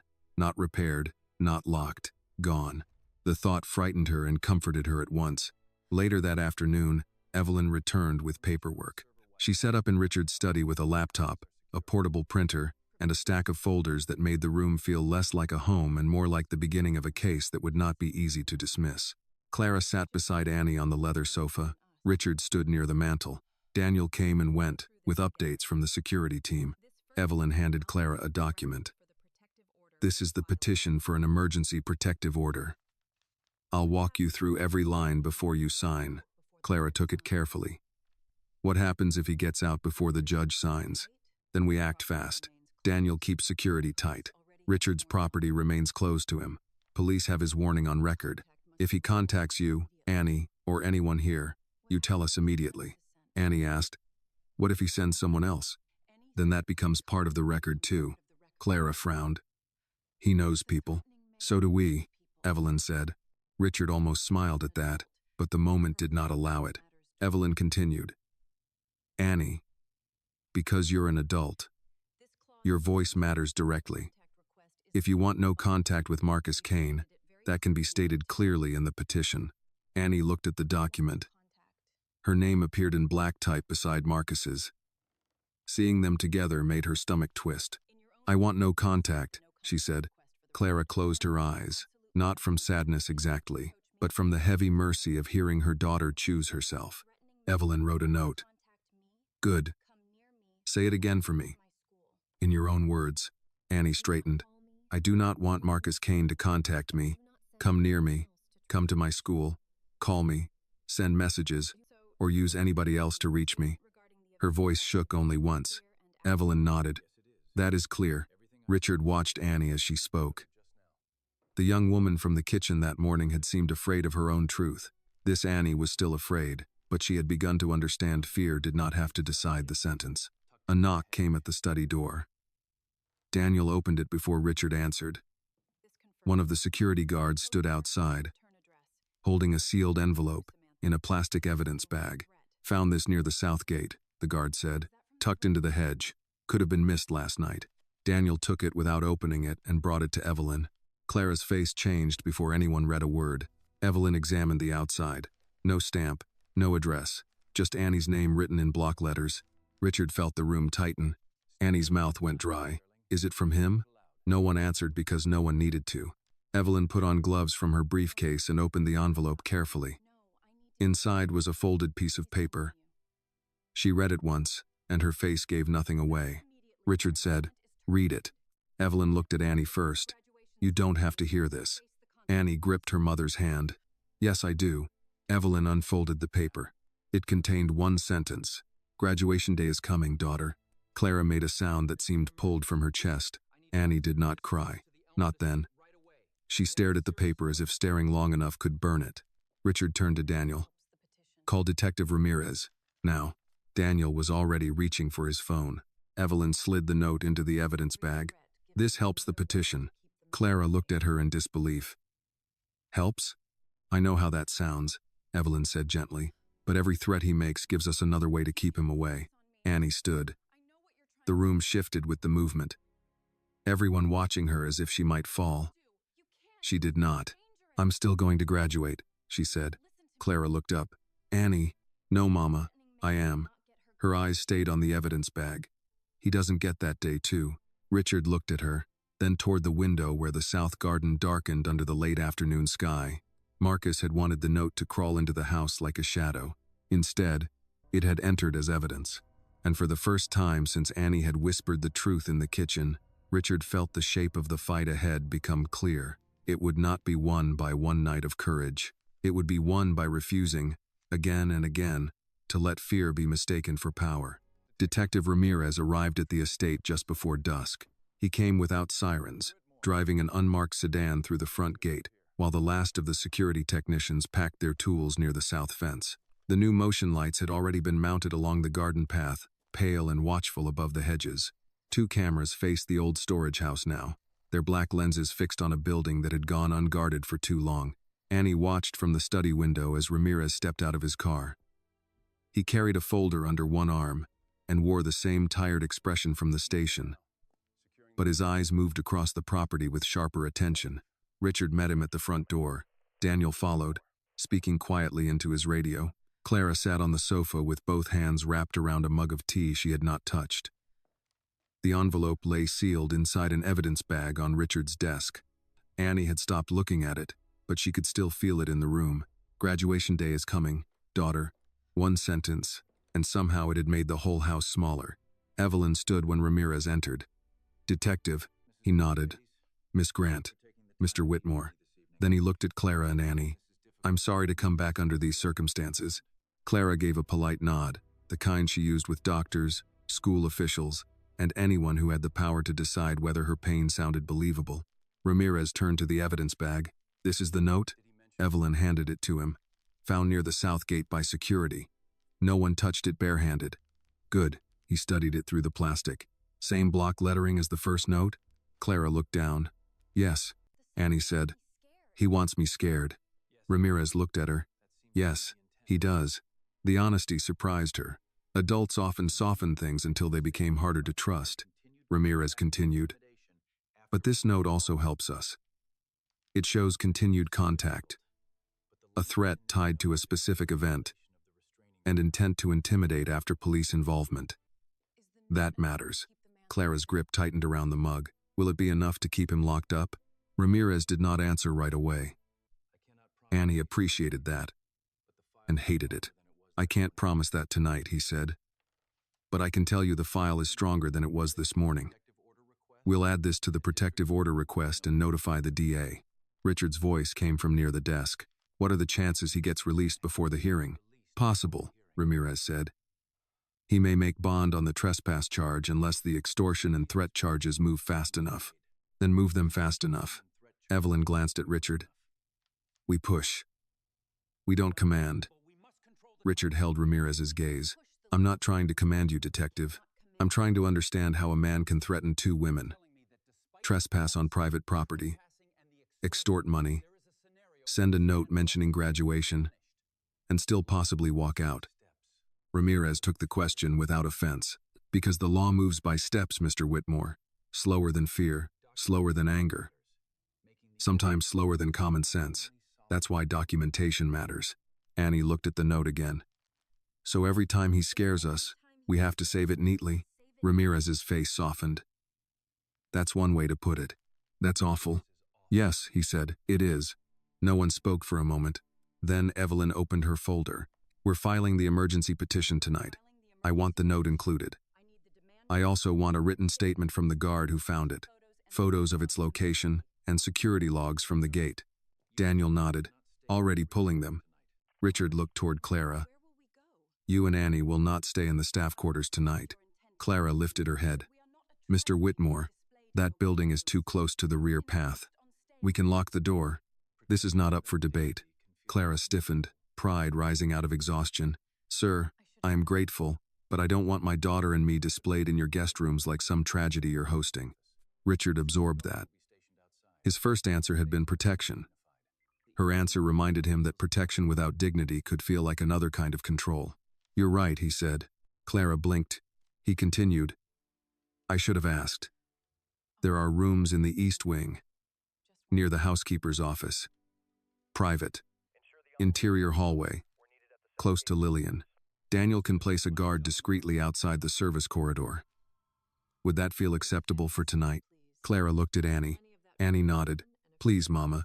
Clara closed her eyes briefly. One night. Richard did not correct her. Everyone in the room knew one night might become many. But people in fear often needed small promises before they could accept larger ones. Ramirez took statements from the guard and photographed the envelope. Daniel walked him to the south gate, while Evelyn stayed behind to finish the petition. Richard had a tray sent to the study, sandwiches, tomato soup, coffee, tea, and sliced pound cake. Nobody had asked for food, but when it arrived, Lillian stood in the doorway until Annie took a sandwich. You don't have to finish, Lillian said, but you do have to start. Annie managed 3 bites. This time she did not lie about it. After dinner, Clara and Annie packed a small bag from their room behind the staff wing. The space looked ordinary. Clara's Bible on the dresser, Annie's schoolbook stacked beside her bed, a laundry basket in the corner, a framed photograph from Annie's middle school graduation. Ordinary things suddenly looked fragile, like they had been sitting too close to a window during a storm. Clara opened the bottom drawer and lifted the scarves. The shoebox was gone now, taken by Evelyn as evidence. In its place was a clean rectangle of dust. Annie saw her mother staring at it. I used to think if I kept proof, it meant I didn't trust God, Clara said. Annie folded a sweater into the bag. What do you think now? I think God gives women receipts for a reason. Annie let out a small laugh. It surprised them both. Clara looked at her daughter, and the laugh faded into something tender. I hate that you had to see any of this. I hate that you had to carry it without me. You're not supposed to carry your mother. No. But I can stand beside her. Clara sat on the edge of the bed. I was trying to keep your life clean. My life is not dirty because he exists. Clara looked at her for a long time, as if those words had entered a locked room in her heart and opened a window. No, she whispered, it is not. They moved to the East Wing just after 9. Lillian had already put fresh sheets on the twin beds and left a small vase of yellow flowers on the dresser. There was a bathroom with towels folded in thirds, a lamp with a warm shade, and windows that faced the inner courtyard instead of the south garden. Annie stood in the doorway, clutching her bag. It feels like we're guests, she said. Clara touched the bedspread. We are not guests. Richard, standing in the hall, heard her. You are not guests, he said. You are people this house should have protected sooner. Clara did not answer, but she did not reject the words either. Daniel appeared at the end of the hall.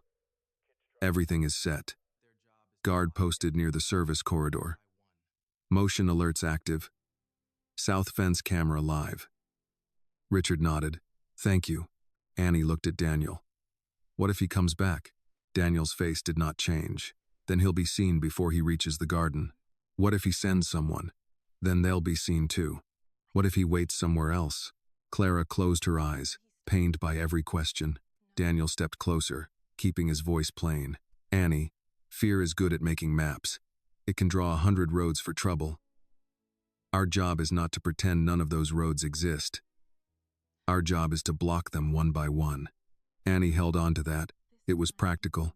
She trusted practical things. Near midnight, the house quieted again. Not the easy quiet from before, but a guarded one. Annie lay in the east wing bed, staring at the ceiling. Clara was in the other bed, turned toward her, not sleeping. "Mama?"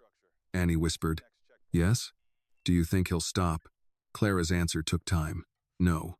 Annie's chest tightened. Clara reached across the narrow space between the beds. Annie reached back. "But I think this time," Clara said, "he won't find us alone." Annie held her mother's hand in the dark. Outside, the new motion lights watched the garden. The old storage house stood under their glare, stripped of shadow for the first time in years. In the study below, Evelyn's petition waited to be filed.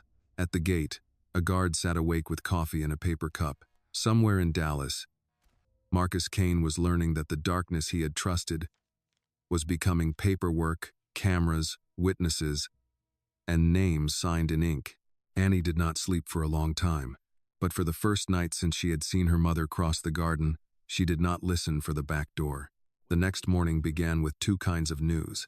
The first came from Evelyn at 7:18 a.m., while Richard was standing in the study with his sleeves rolled up and his second cup of coffee untouched. The emergency protective order had been filed before dawn. The judge would review it that afternoon. The note found at the south gate had been added to the petition, along with the police report, Clara's statement, Annie's statement, Richard's account, Daniel's security logs, and photographs from the property. The second came at 7:31. Marcus Kane had made bond. Richard read the message twice, though the words did not change. He stood very still behind his desk, while the house moved around him. Dishes clinking down the hall. A vacuum starting upstairs. The faint smell of toast from the kitchen. Ordinary sounds had never felt more insulting.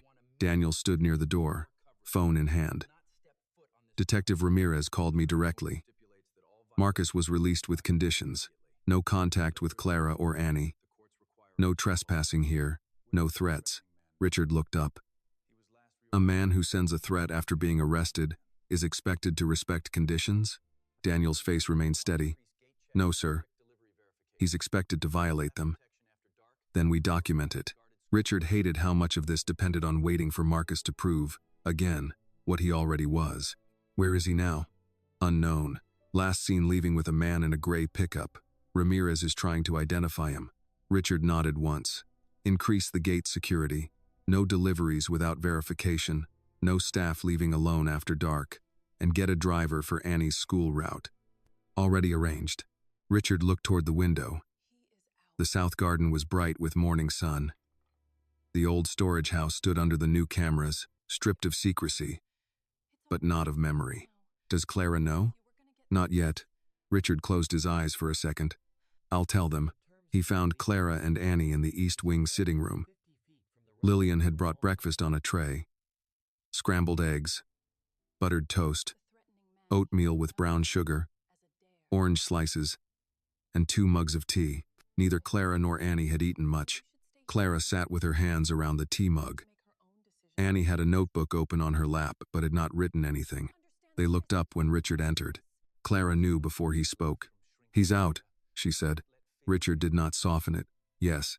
Annie's pencil slipped from her fingers and rolled across the rug. Clara reached for her hand at once. "Look at me." Annie did, but her face had gone tight, as if she were holding herself together by force. "He has conditions," Richard said. "No contact. No coming here. No messages. Detective Ramirez is aware of the note, and Evelyn is pushing the protective order today." Clara gave a tired smile with no joy in it. "Conditions. I know." "No, sir," Clara said quietly. "You don't. Not yet." Richard accepted that. Clara set the mug down. "Marcus doesn't know the way other people hear it. He hears it as a dare." Annie whispered, "Do I still go to school?" Clara answered too quickly. "No," Richard said. "Annie, that is your choice." Clara turned to him. "With respect, no. It is not. It has to be partly hers. He threatened her graduation, and if we make every part of her life smaller because of him, he wins ground without stepping foot near her. Clara stood. You think I don't know that? I have spent years trying to give her a life that did not shrink around his name. Richard's voice lowered. Then let us help you hold that life open. Clara looked away. Annie picked up the pencil from the floor. I want to go. Clara turned to her. Baby, I don't want to sit in this room all day thinking about him. I have English first period. Mrs. Keller is going over final essays. I need to be there. That can wait. No, Mama, it can't. Not everything can wait because he's out there. Clara's eyes filled. But she did not argue immediately. That alone was progress. Richard said, Daniel has arranged a driver. Security will take you to school and bring you back. We'll notify the principal discreetly. No drama, no announcement, just precaution. Annie looked at her mother. Please. Clara rubbed both hands over her face, then let them fall. You call me if you feel wrong. I will. Not if something happens. If you feel wrong, there's a difference. I know. Clara pointed at her with the old motherly sternness that made Annie's throat ache. And you do not go anywhere alone? Bathroom? Office? Parking lot? Nowhere. Yes, ma'am. Richard had heard Annie say those words 100 times in the house. But this time they sounded like love obeying fear without surrendering to it. By 9, Annie was in the back seat of a black SUV with Daniel driving and a second security man in the passenger seat. Clara stood on the side steps, arms folded tightly, watching until the car turned down the drive and disappeared past the gate. Richard stood beside her. She is stronger than I realized, he said. Clara did not take her eyes off the road. Strong people get tired too. At school, Annie tried to act normal. Normal meant walking through the front doors with her backpack over one shoulder. Normal meant nodding to the receptionist, answering a friend's question about the final essay, and opening her locker without checking behind her twice. She managed all of it badly. Her friend Maya met her near the English hallway. You okay? Annie forced a shrug. Didn't sleep much. Finals? Something like that. Maya studied her face. That is the oldest lie in senior year. Annie almost smiled. I'm fine. No, you're not. But I won't make you say it in the hallway. That kindness worked better than pressure. Annie blinked quickly and looked into her locker. Mrs. Keller's class smelled like dry erase markers and old books. The room was warm, the walls covered with quotes from novels Annie had read in pieces during lunch breaks and late nights. She sat in the third row, took out her notebook, and tried to focus on thesis statements. For 15 minutes, she almost succeeded. Then the office aide appeared at the door and handed Mrs. Keller a pink slip. Mrs. Keller read it, glanced at Annie, and frowned. Annie Brooks? Annie's stomach dropped. Yes, ma'am? You're wanted in the front office. The classroom turned toward her. Not fully, just enough. Annie stood slowly. Did they say why? Mrs. Keller looked back at the slip. It says family. Family. The word hit so hard she had to grip the edge of her desk. Maya whispered. Want me to come? Annie shook her head. No. It's okay. It was not okay.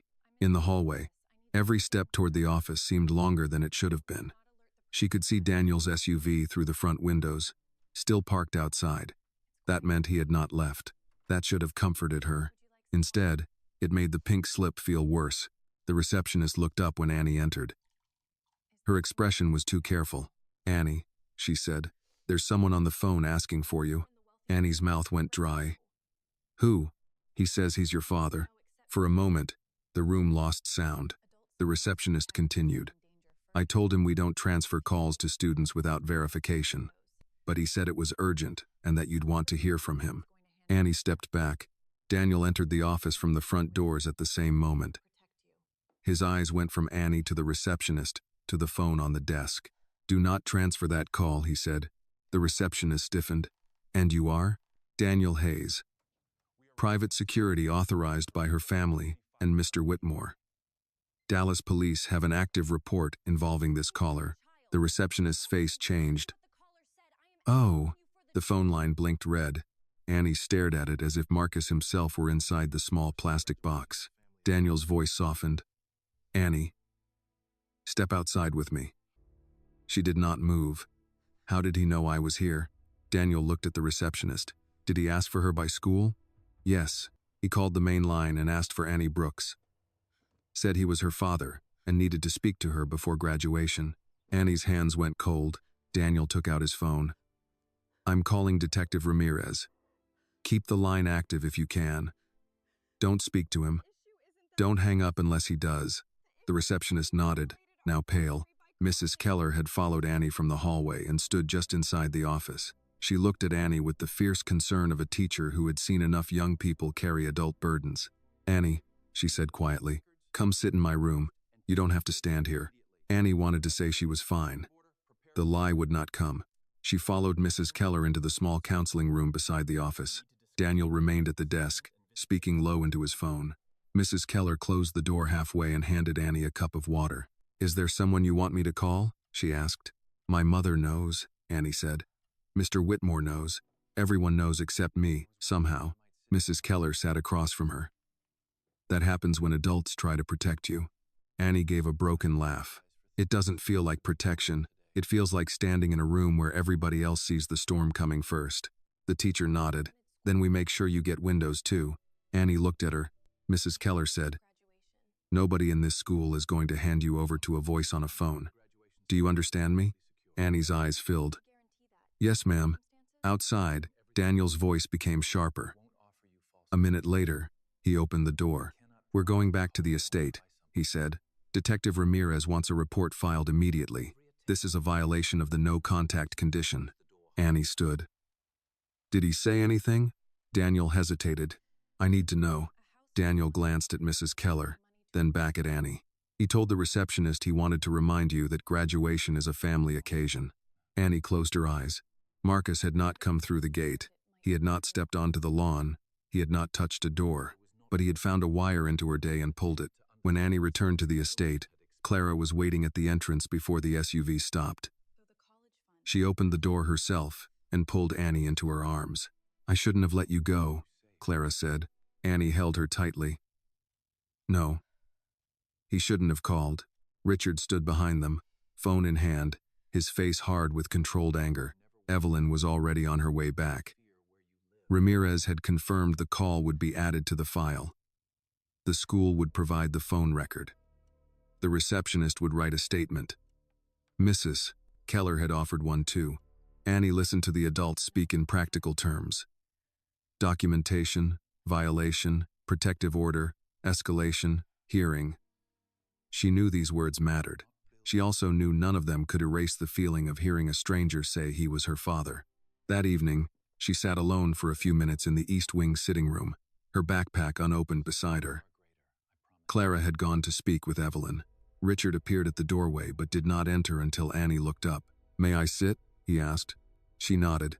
He sat in the chair across from her, leaving space. I'm sorry, he said. For what? For suggesting school could be normal today. Annie looked down at her hands. I wanted it to be. I know. I still want graduation. Then we will protect it. She looked at him. Can you? Richard did not answer with easy confidence. She respected him more for that. I can't promise he won't try something, he said, but I can promise this. Every time he reaches for you, he gives us another reason to close the door harder. Annie leaned back against the chair, exhausted. After a while, she said, Mabel thought Mama was giving money to a boyfriend. Richard's face tightened. Mabel was wrong. I know. But part of me was scared she wasn't. Isn't that awful? No, Richard said. It means you were trying to understand something no one explained to you. Annie wiped one tear with her sleeve. Mama was paying him to stay away from me. Yes. And he came closer anyway. Richard nodded. That is why paying fear never works. It only teaches fear where you live. Annie looked toward the dark window. Beyond it, the garden lights had come on, bright over the path to the old storage house. I don't want to hide, she said. Richard followed her gaze. Then we won't build a hiding place around you. What will we build? He thought of the old storage house, its rotted door, its shadows, its years of neglect. He thought of Clara on the gravel and Annie in the kitchen. He thought of Margaret, who had always believed houses became holy only when they protected the vulnerable. Something better, he said. Annie looked back at him, not understanding yet. Richard did not explain, not that night. Some promises needed to be built before they were spoken aloud. Evelyn arrived after dinner with a face that told Richard the law had not moved as fast as decency should. Clara saw it before anyone spoke. She was sitting at the end of the study sofa, Annie beside her, a folded blanket across both their knees, though the room was warm. Daniel stood near the mantel with his phone in hand. Richard had been pacing between the desk and the window, stopping every few minutes to look toward the south garden, where the motion lights made the old storage house look pale and guilty. Evelyn placed her leather folder on Richard's desk. "The judge granted the temporary protective order," she said. Clara's hand tightened around Annie's. Annie exhaled, but the relief only lasted a second because Evelyn had not sat down yet. Richard noticed. But Marcus has been notified only through the system, not physically served yet. Until he's served, enforcement gets messy. The no-contact bond condition still applies, and the school call helps us, but I want him served properly and fast. Daniel said, "Ramirez is working on location. He left in a gray pickup," Richard said. "We know that much," Evelyn nodded. "They're tracing the plate from traffic footage near the jail.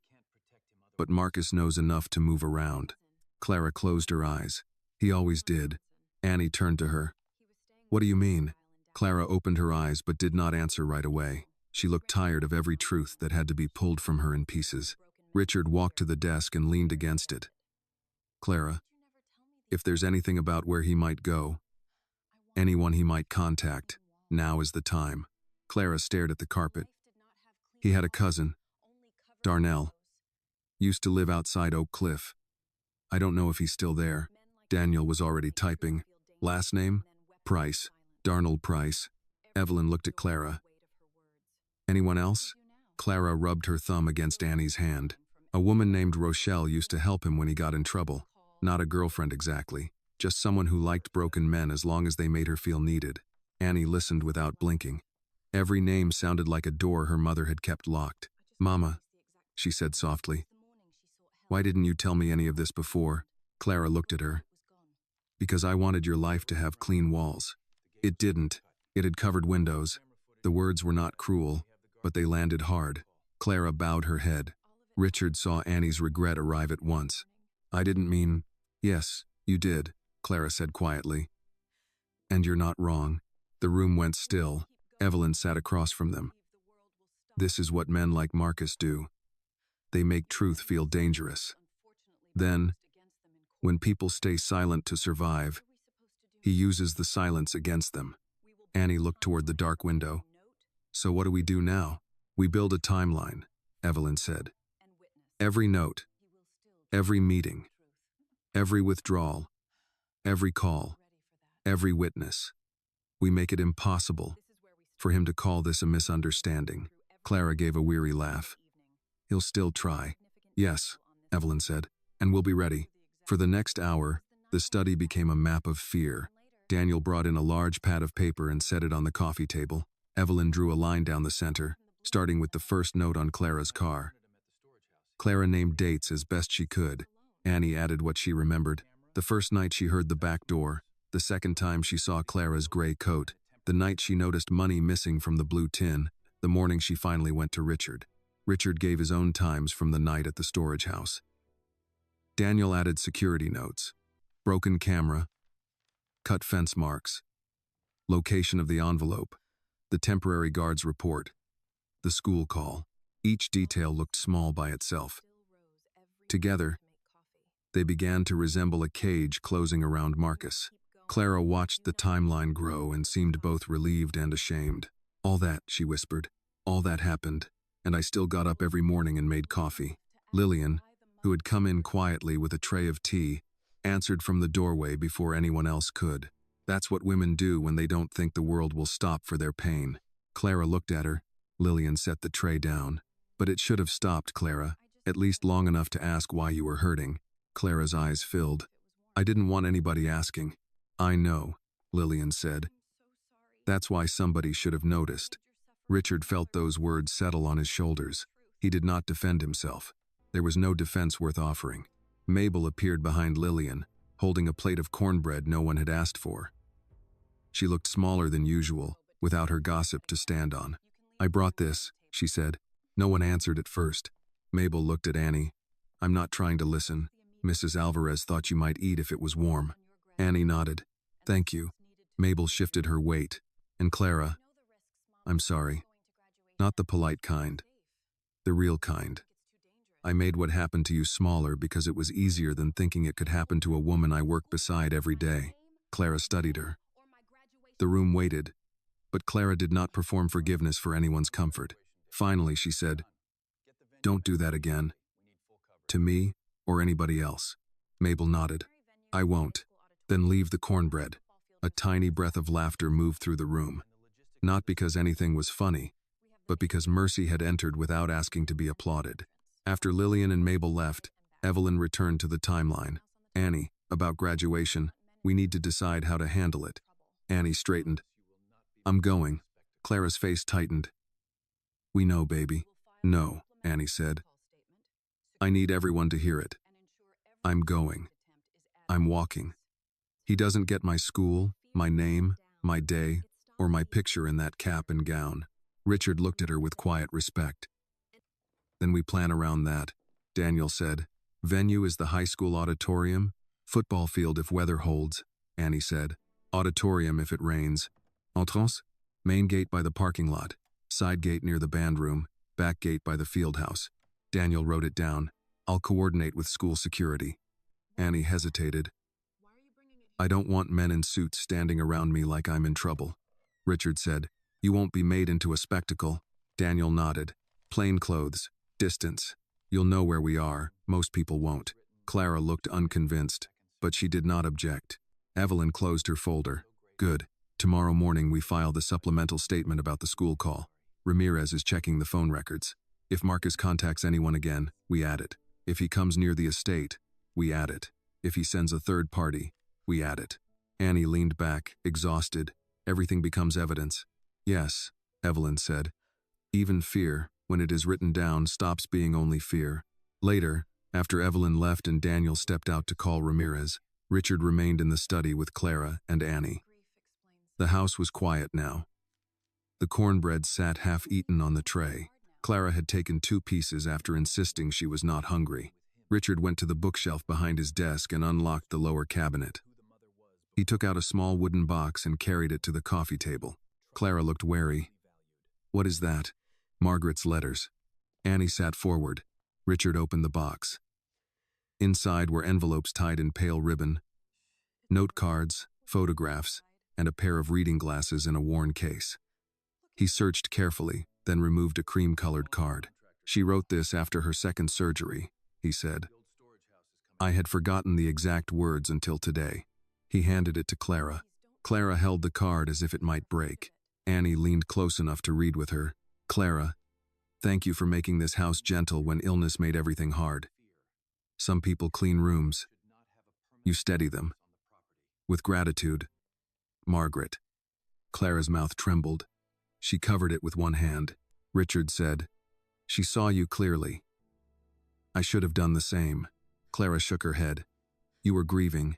That explains some things. It does not excuse all of them." Annie looked at the card, then at Richard. "Why show us this now?" "Because Marcus wants the story to begin with him," Richard said. "It doesn't. It begins with who your mother was before he came back into her life. Loyal, steady, trusted, loved by someone whose judgment I trusted more than my own." Clara bent over the card, and this time she did cry. Not loudly, not brokenly, just enough for years of being misnamed to loosen their grip. Annie put her arm around her mother. Richard looked toward the window again. The storage house glowed under the new lights, but his mind had already moved past securing it. "Tomorrow," he said, "I'm calling the contractor." Clara wiped her cheek. "For what?" "That building is coming down." Annie looked up. "Really?" "Yes." Clara frowned. "Mr. Whitmore, don't tear it down just because we're afraid of it." Richard closed the letterbox. "I'm not tearing it down because you're afraid. I'm tearing it down because fear should not have a permanent address on this property." Clara did not answer. Annie looked back toward the window. For the first time, the thought of the building disappearing did not feel like pretending the past had never happened. It felt like refusing to give it a room. That night, Annie slept in the east wing again. She dreamed of the storage house, but in the dream its walls were made of paper. Every time Marcus tried to step inside, someone wrote down what he did, and the paper folded around him until he could not find the door. When she woke before dawn, Clara was still asleep in the bed beside hers. The room was quiet. No back door, no secret footsteps, no mother crossing the garden alone. Annie lay still and listened to nothing. For now, nothing was enough. At 7 the next morning, a contractor named Bill Hanley stood beside Richard in the south garden, looking at the old storage house as if it had personally offended him. Bill was in his 60s, broad through the chest, with a weathered face and a tape measure clipped to his belt.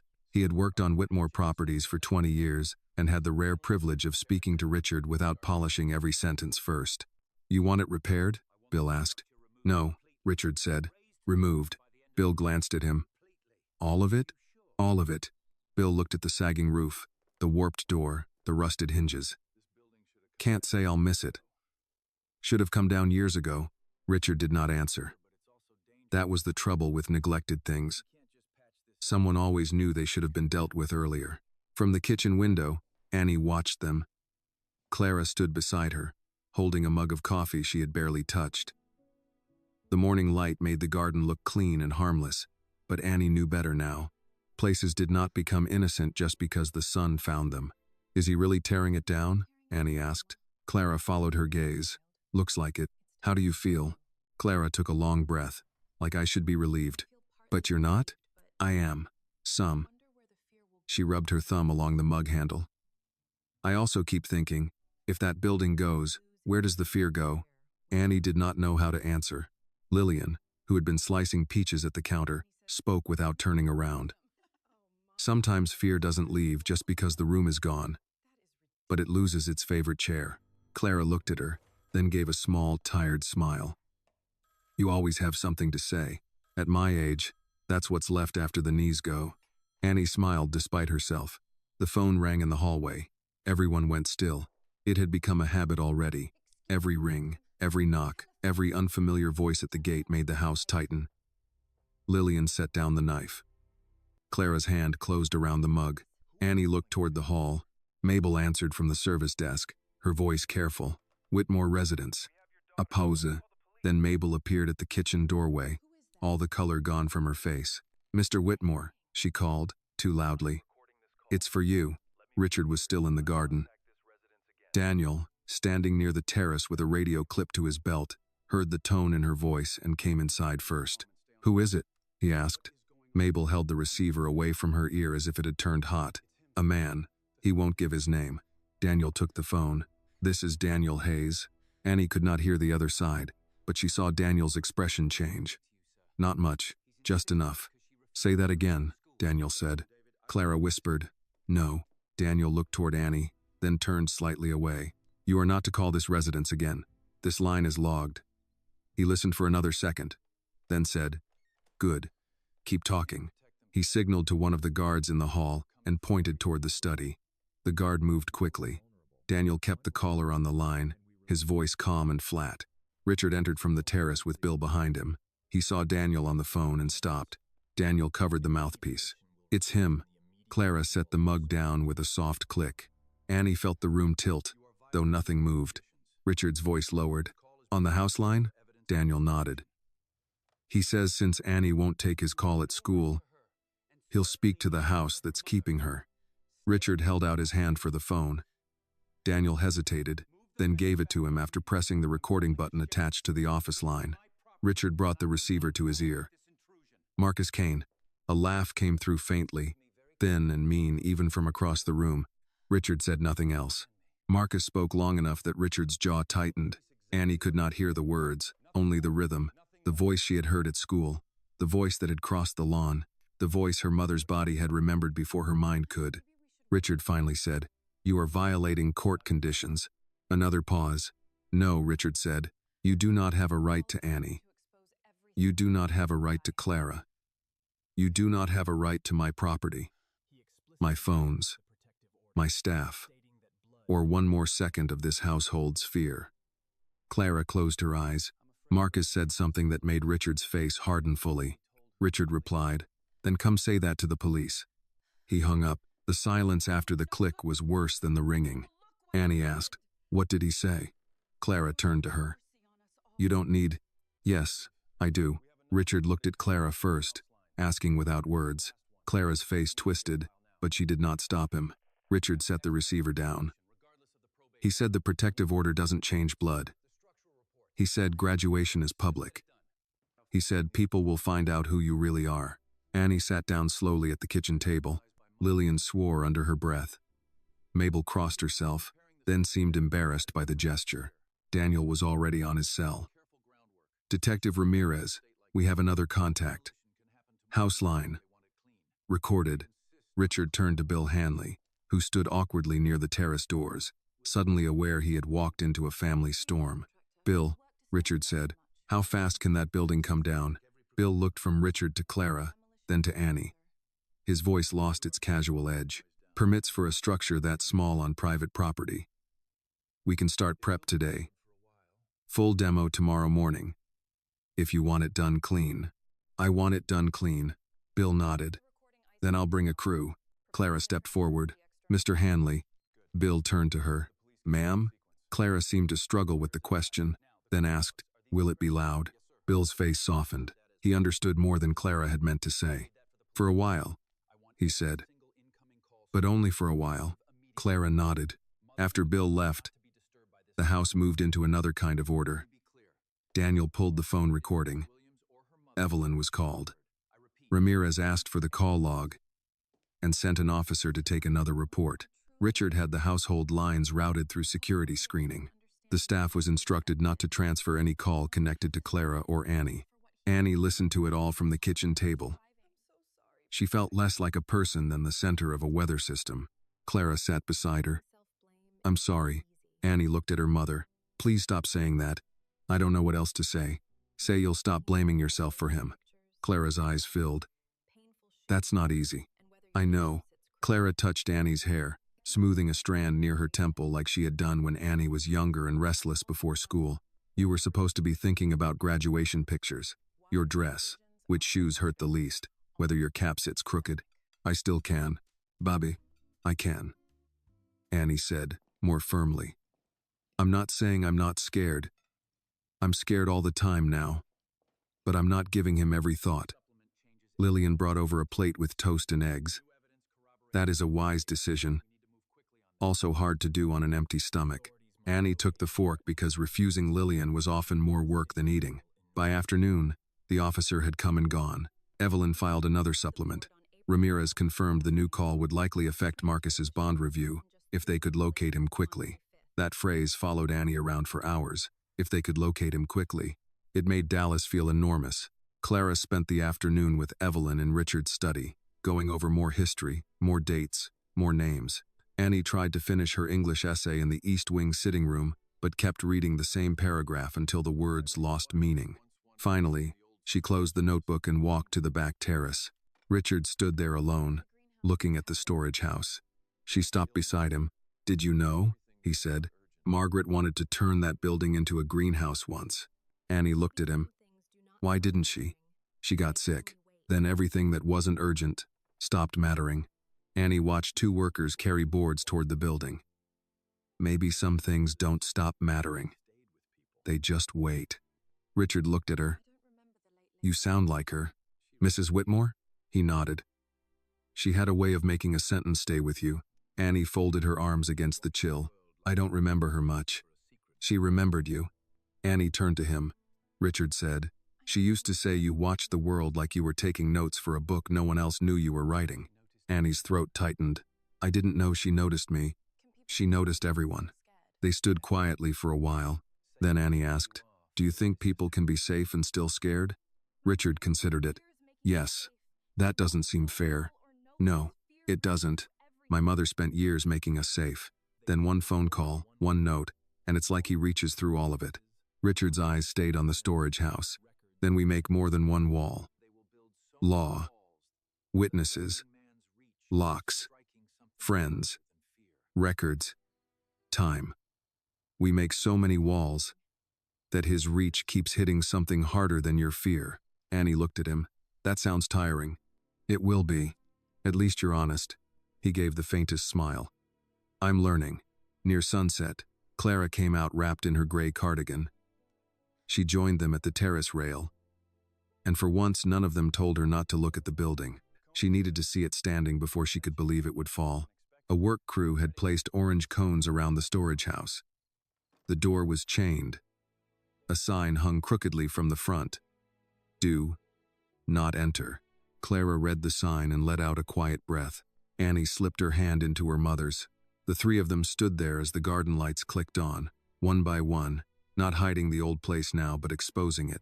Tomorrow, the building would come down. Tonight, it stood like the last stubborn shape of a secret that had run out of darkness. At first light, Annie woke to the sound of machinery, not the sudden crash she had feared, but a low mechanical growl beyond the garden, followed by the beep of a truck backing into place. Clara was already awake in the other bed, sitting upright with her hands folded in her lap. For a while, neither of them spoke. Then Annie said, "It's starting." Clara nodded. "Yes, you don't have to watch." "I know." But when Annie stood, Clara stood too. They dressed quietly.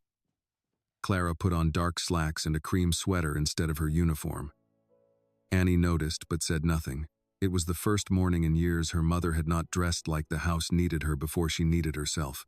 Downstairs, the kitchen was quieter than usual. Mrs. Alvarez had made coffee, scrambled eggs, toast, and grits. But no one had much appetite.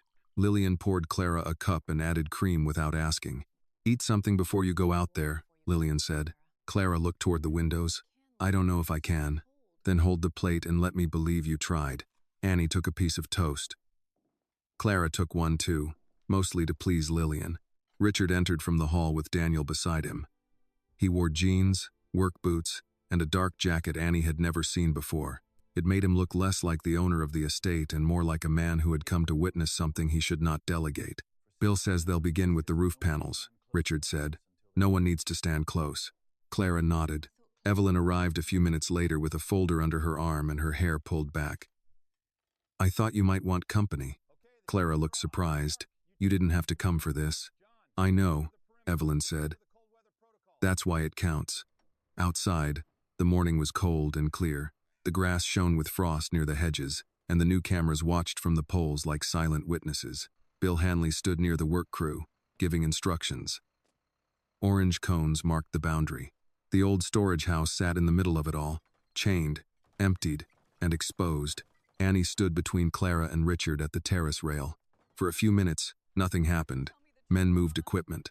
A crow landed on the south fence, then flew away. Somewhere behind them, a delivery truck rolled through the front drive, carrying flowers for a charity luncheon Richard had forgotten to cancel. Then the first board came down. It was just wood, old and damp, pried loose with a crowbar. But Clara flinched, as if the sound had come from inside her. Annie reached for her hand. "I'm all right," Clara said. "No, you're not." Clara let out a breath. "No, I'm not." Richard heard and did not interrupt. He had learned that some comfort only became useful when it gave people room to tell the truth. The crew worked steadily. Boards came off. Rusted hinges dropped into a bin.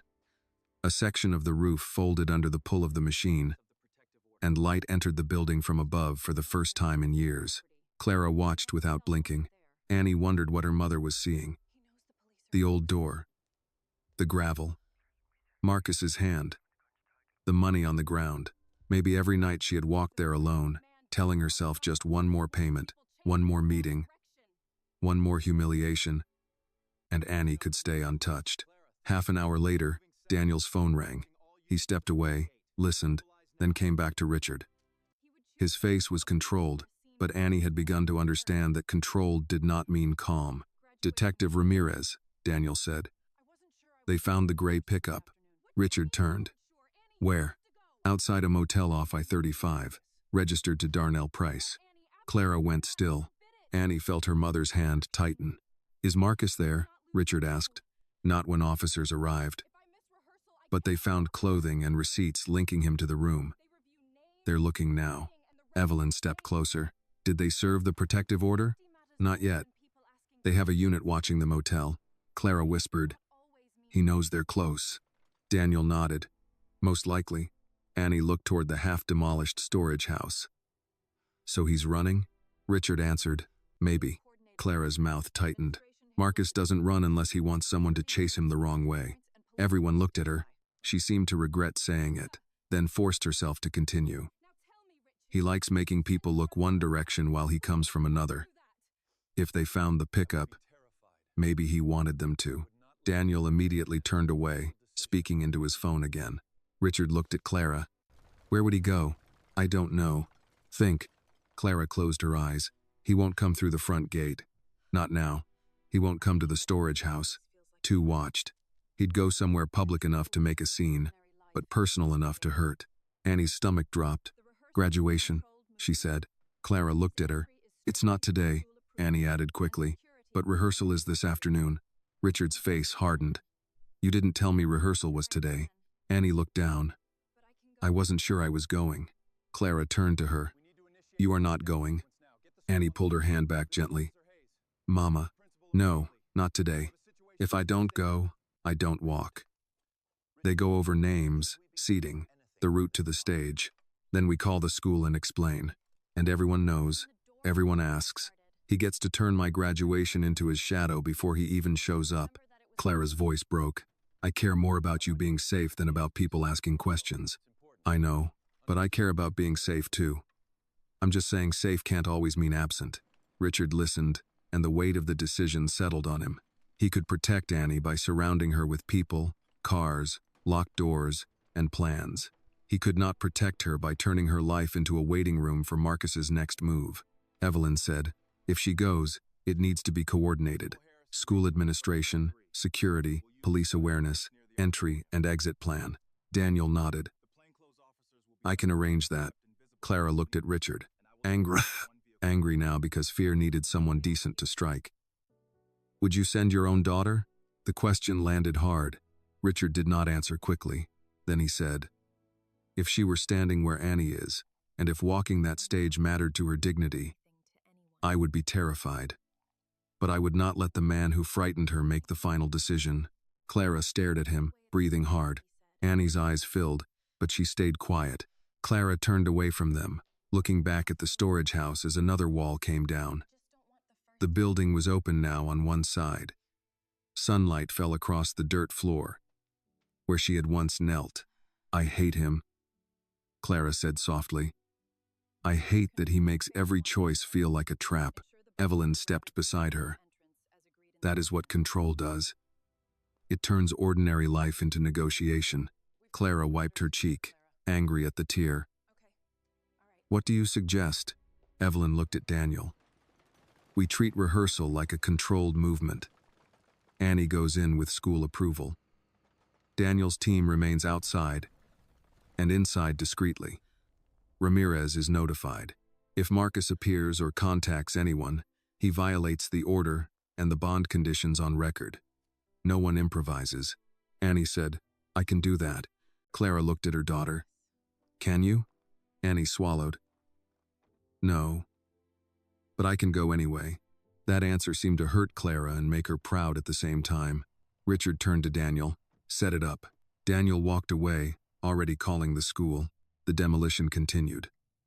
By late morning, the storage house had lost its roof entirely.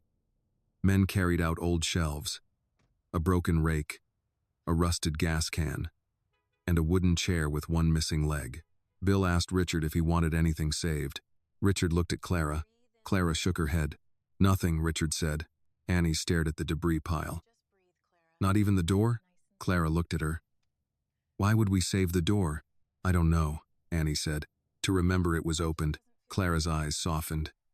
I don't need the door to remember. No, Annie said. Maybe I do. Richard spoke to Bill. Save a piece of the door, the cleanest piece you can find. Clara looked uncertain, but she did not object. By noon, only the frame remained. Richard had sandwiches brought to the terrace. Nobody ate much, but they stayed together. Annie drank lemonade from a paper cup and watched dust rise where the building had stood. It was strange how a place could take up less space as it came apart and more space inside her at the same time. Daniel returned. Principal Harris has agreed. Rehearsal at 3. We'll use the side entrance near the auditorium. 2 plainclothes officers will be notified but not visible unless needed. I'll drive. One vehicle follows. Clara asked, "Will people know?" "Only the principal, the school resource officer, and Mrs. Keller." Annie nodded. "Good." At 2:30, Annie changed into jeans, a white sweater, and the sneakers she planned to wear under her graduation robe. Clara stood in the doorway of the East Wing room while Annie brushed her hair. "You don't have to prove anything to anyone," Clara said. Annie looked at her in the mirror. "I'm not." "Then why go?" "Because I want to hear them say my name, in the order it's supposed to be said." Clara's face trembled. Annie turned. "And because when I walk for real, I don't want the first time to feel like war." Clara crossed the room and held her. Richard and Daniel waited near the side entrance. Evelyn stood with them, phone in hand. Clara came down with Annie but did not argue again. Her fear walked with her, but it no longer led. As they stepped outside, the demolition crew pulled down the last standing wall of the storage house. It collapsed inward with a deep wooden groan, sending dust into the sunlight. Annie stopped. Everyone did. Where the building had stood, there was only open ground. Clara covered her mouth. Richard looked at Annie. "Ready?" Annie kept her eyes on the empty space for one more second. Then she said, "Yes." She got into the SUV, not because she was unafraid, but because fear had taken enough mornings already. Daniel drove without music. Annie sat in the back seat with Clara beside her. Richard sat in the front passenger seat. Quiet. One hand resting on his phone. A second SUV followed at a steady distance. The ride to school took 22 minutes, but every red light made it feel longer. Clara kept looking through the rear window. "Mama," Annie said softly. "I know. You're doing it again." Clara turned back, trying to loosen her hands in her lap. "I'm sorry." "You don't have to be sorry. Just breathe." Clara gave her a look that almost became a smile. "Now you're telling me to breathe?" "Somebody has to." Richard glanced back, and for a moment the tension in the car thinned. The high school came into view just before 3. Red brick buildings, a flagpole, oak trees along the parking lot, students moving in loose groups toward the auditorium. A banner near the main entrance read, "Congratulations, graduates." Annie had passed that sign all week without stopping to look at it. Now she stared as if the words belonged to someone else. Daniel did not pull into the main lot. He followed the plan, turning toward the side entrance near the auditorium. Principal Harris was waiting by the door with Mrs. Keller and the school resource officer, a woman named Officer Bryant. None of them looked alarmed. Annie appreciated that. Fear was easier to carry when people did not stare at it. Daniel parked close to the curb. "We go in together," he said. "Richard and I stay near the back. Your mother can sit with Mrs. Keller. You follow rehearsal, like everyone else." Clara's hand tightened around Annie's. "If you feel wrong, I call you," Annie finished. "I know," Clara swallowed. "I'm trying not to say too much. You're doing okay?" They stepped out. The air smelled like cut grass, asphalt, and the cafeteria's afternoon fryer oil.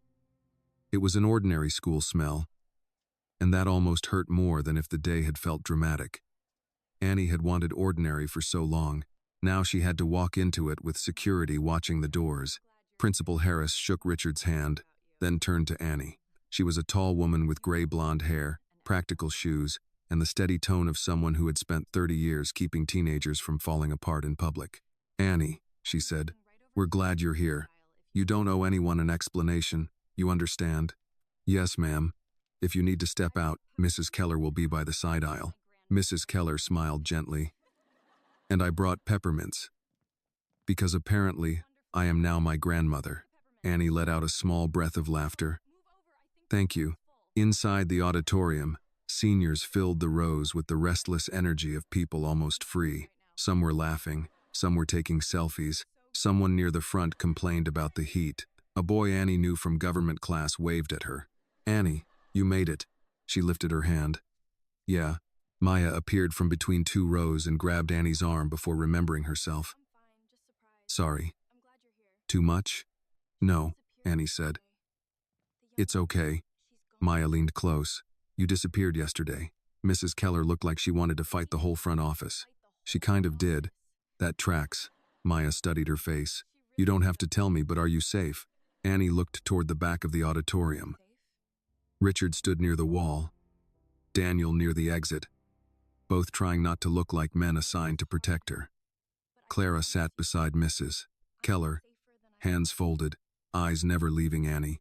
"I'm safer than I was," Annie said. Maya nodded as if that answer made sense. "I'll take it." The rehearsal began with names. Principal Harris stood on stage with a clipboard while the senior class sponsor explained the walking order. Students groaned when told to practice slowly. Annie found her place between Maya and a quiet boy named Jordan, who had a habit of tapping his fingers against his thigh. When her name was called the first time, she almost missed it. "Annie Brooks." Maya nudged her. "That's you." Annie stepped forward. Just 2 words. Her name.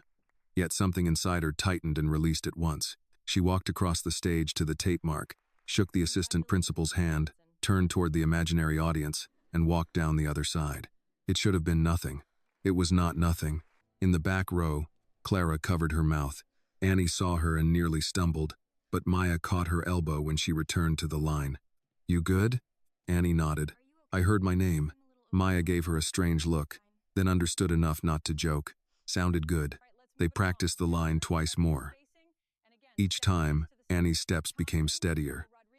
She learned where to pause, where to turn, where to smile for the photographer. Officer Bryant stood near the side entrance, speaking into her radio once, then relaxing. For 30 minutes, nothing happened.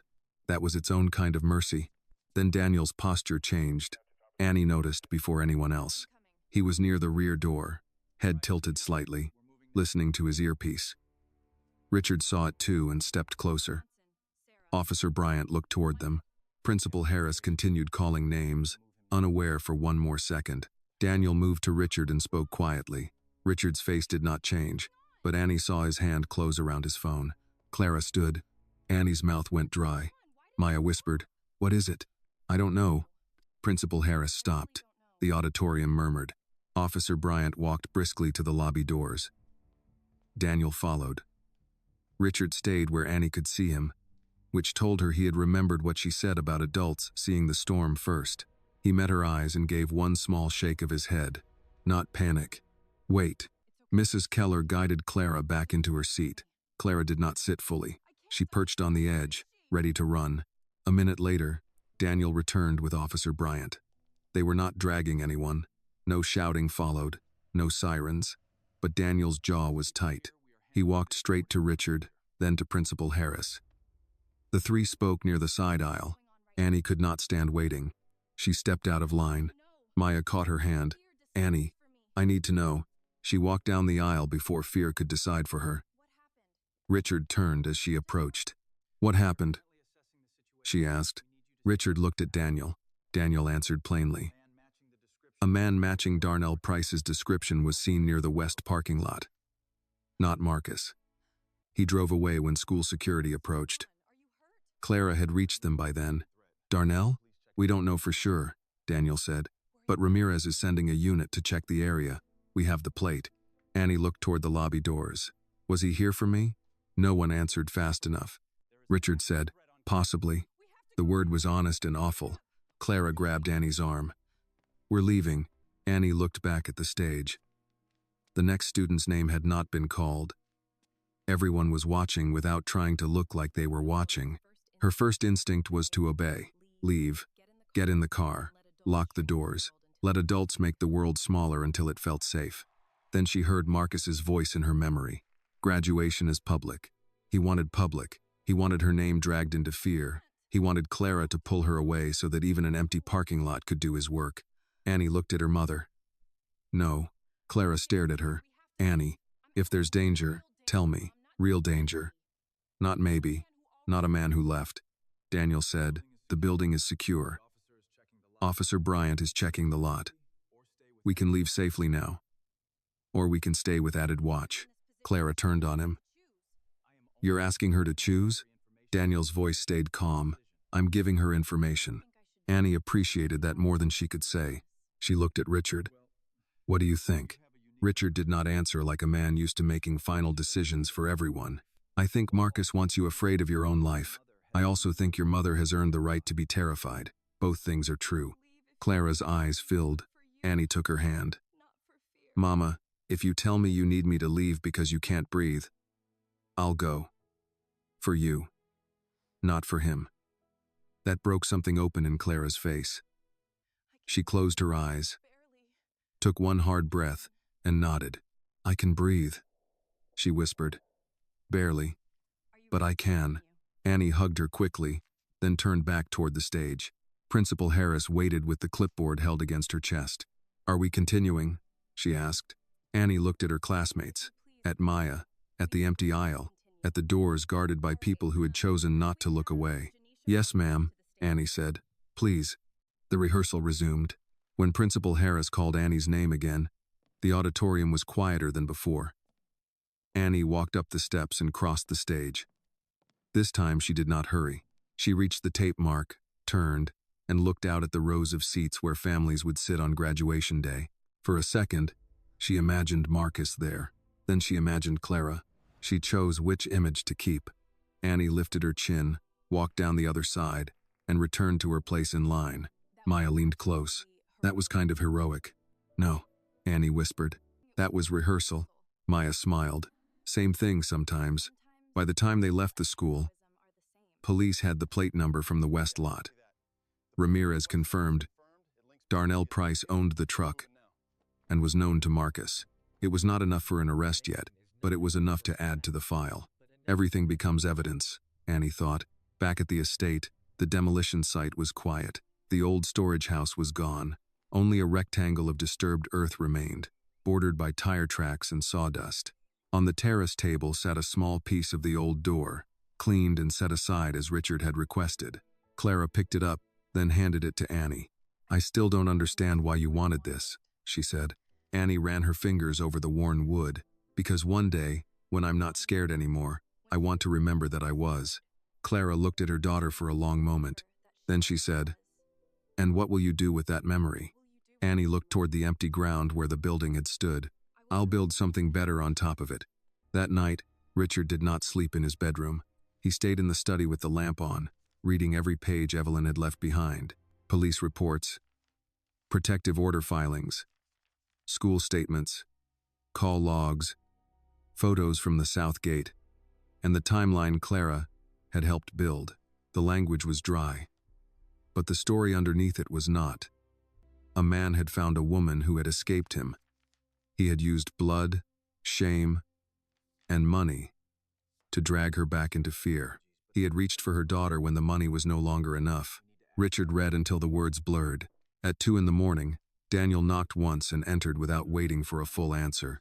They found Darnell Price, Daniel said. Richard sat up. Where? Gas station outside Mesquite. He was driving the gray pickup.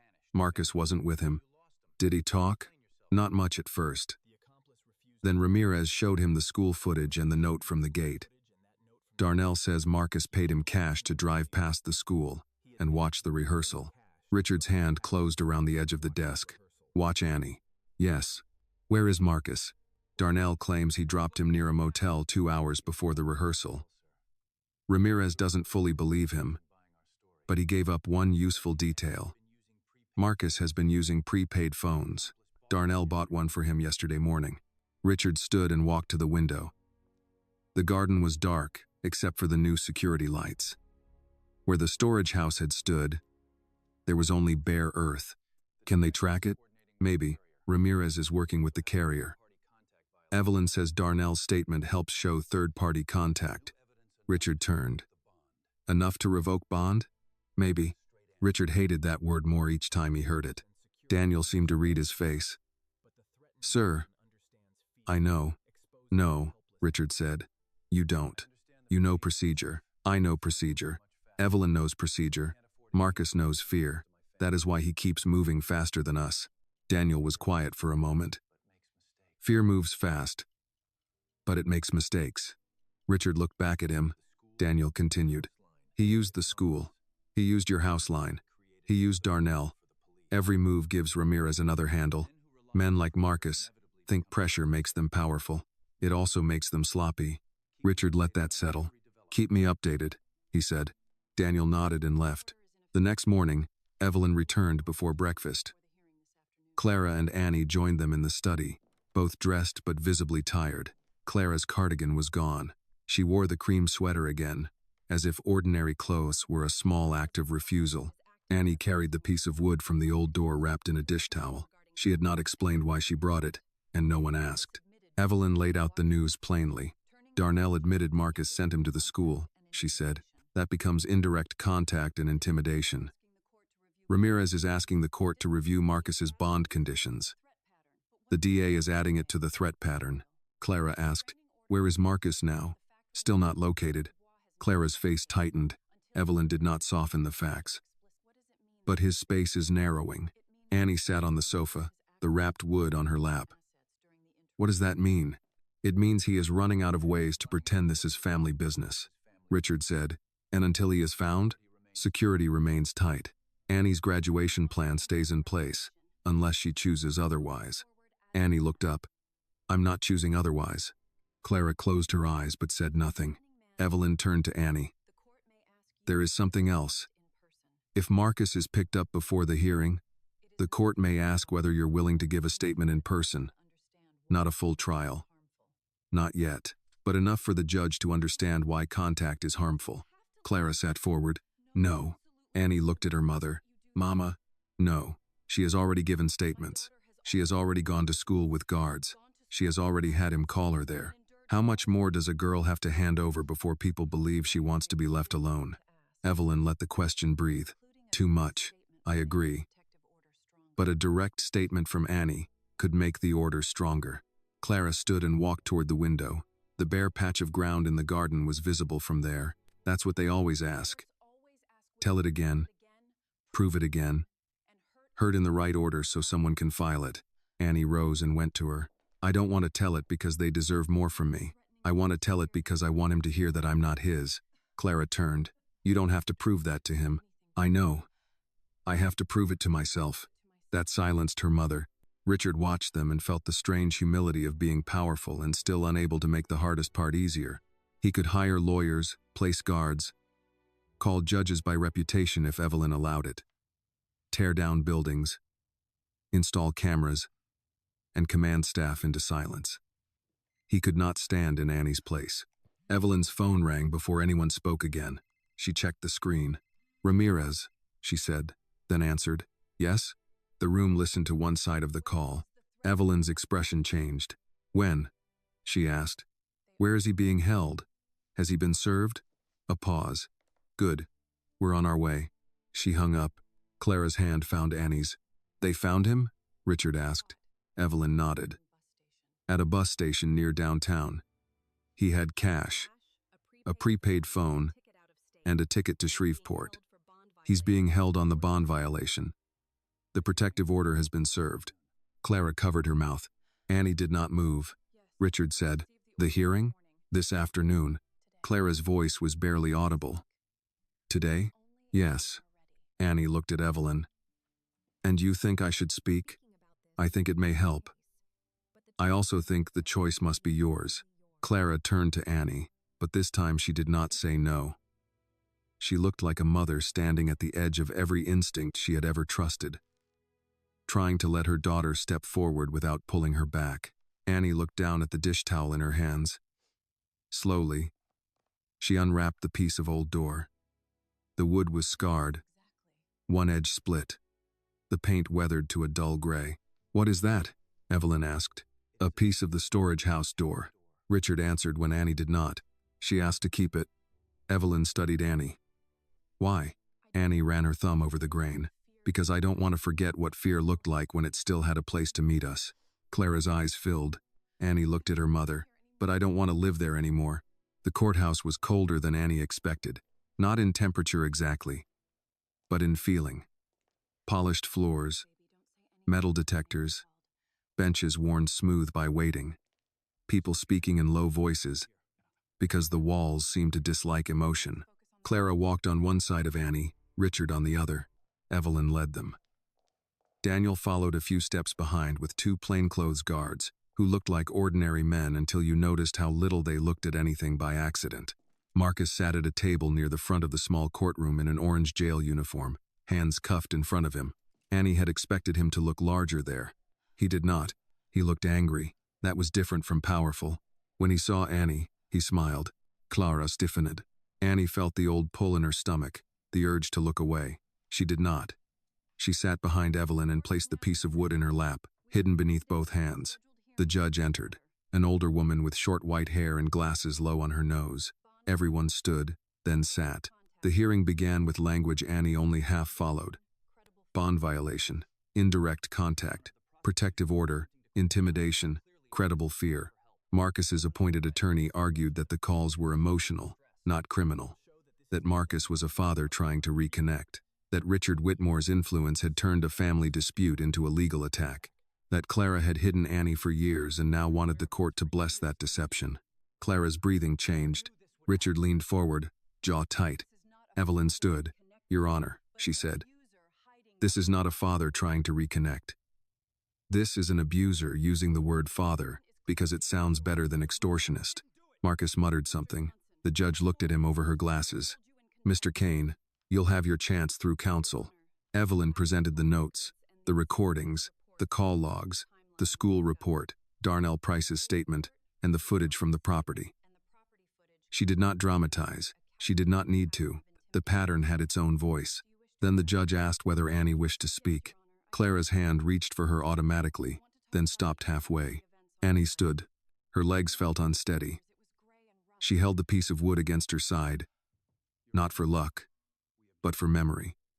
Richard rose slightly, as if he might help her, then sat back down when she walked on her own. The courtroom seemed too small for the distance between her and Marcus. The judge's voice was gentle. "State your name for the record." Annie swallowed. "Annie Brooks." Marcus gave a small laugh. "That ain't the name I gave you." The judge's face hardened. "Mr. Kane, one more interruption and you will be removed." Annie looked at him then. For years, Marcus had been a voice behind closed doors, a shadow in her mother's shoulders, a name Clara would not say. Now he was a man in a chair, angry because the room did not belong to him. "My name is Annie Brooks," she said again, clearer this time. "That is the name my mother raised me with. That is the name on my school papers, my graduation list, and the life I remember." Evelyn stood close but did not touch her. Annie continued. "I do not want contact with Marcus Kane. I do not want phone calls, notes, messages through other people, visits to my school, or appearances at my graduation. I don't want him near my mother. I don't want him near the house where we live." Marcus stared at her with a look that tried to become command. Annie's voice trembled, but it did not break. "He says blood gives him rights. But blood did not raise me. Blood did not keep food in our kitchen. Help me with homework. Save money in a blue tin for college. Or hold me when I was scared. My mother did that." Clara made a sound behind her, quiet and broken. Annie turned the piece of wood in her hands. "There was a storage house behind Mr. Whitmore's garden," she said. "That is where he made my mother meet him. That is where she gave him money because he threatened me. Yesterday it was torn down. I kept a piece of the door because I wanted to remember something. A door can open to fear, but it can also close. I am asking this court to close it." No one spoke. Even Marcus seemed, for once, unable to find a sentence sharp enough. The judge looked at Annie for a long moment. "Thank you, Miss Brooks." Annie returned to her seat. Clara took her hand and held it so tightly it hurt. The judge revoked Marcus's bond pending further proceedings. The protective order was affirmed and expanded. No contact with Clara or Annie. No contact through third parties. No presence at Annie's school, graduation venue, or the Whitmore estate. Any violation would carry immediate consequences. Marcus erupted then. "She's my daughter," he shouted, standing so fast the chair scraped the floor. "You all think money changes blood?" The bailiff moved toward him. Annie stood too. Not because she had to, but because something in her refused to stay seated under his voice.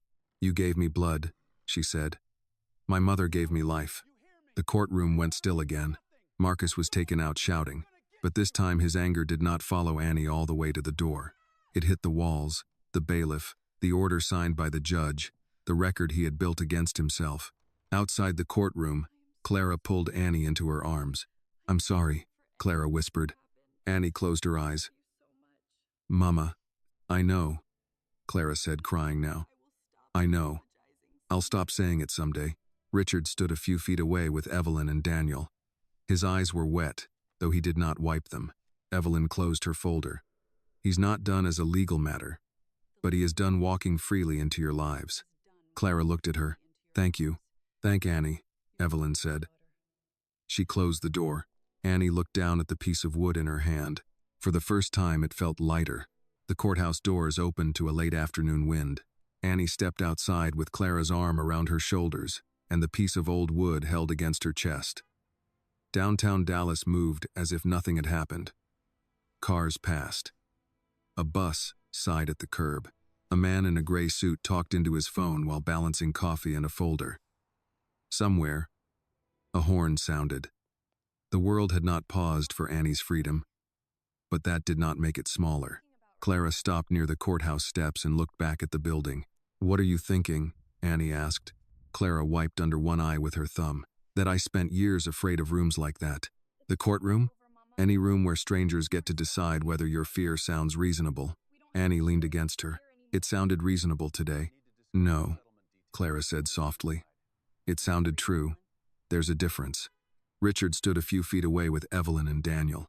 He gave them space, but not distance. That had become his way since the night in the garden. He no longer filled every silence, just because he could. Evelyn checked her phone. Detective Ramirez says Marcus has been transferred. The order is active. Copies are going to the school, the estate gate, local law enforcement, and the graduation venue. Clara nodded, still absorbing it. Daniel added, Darnell Price is being questioned further.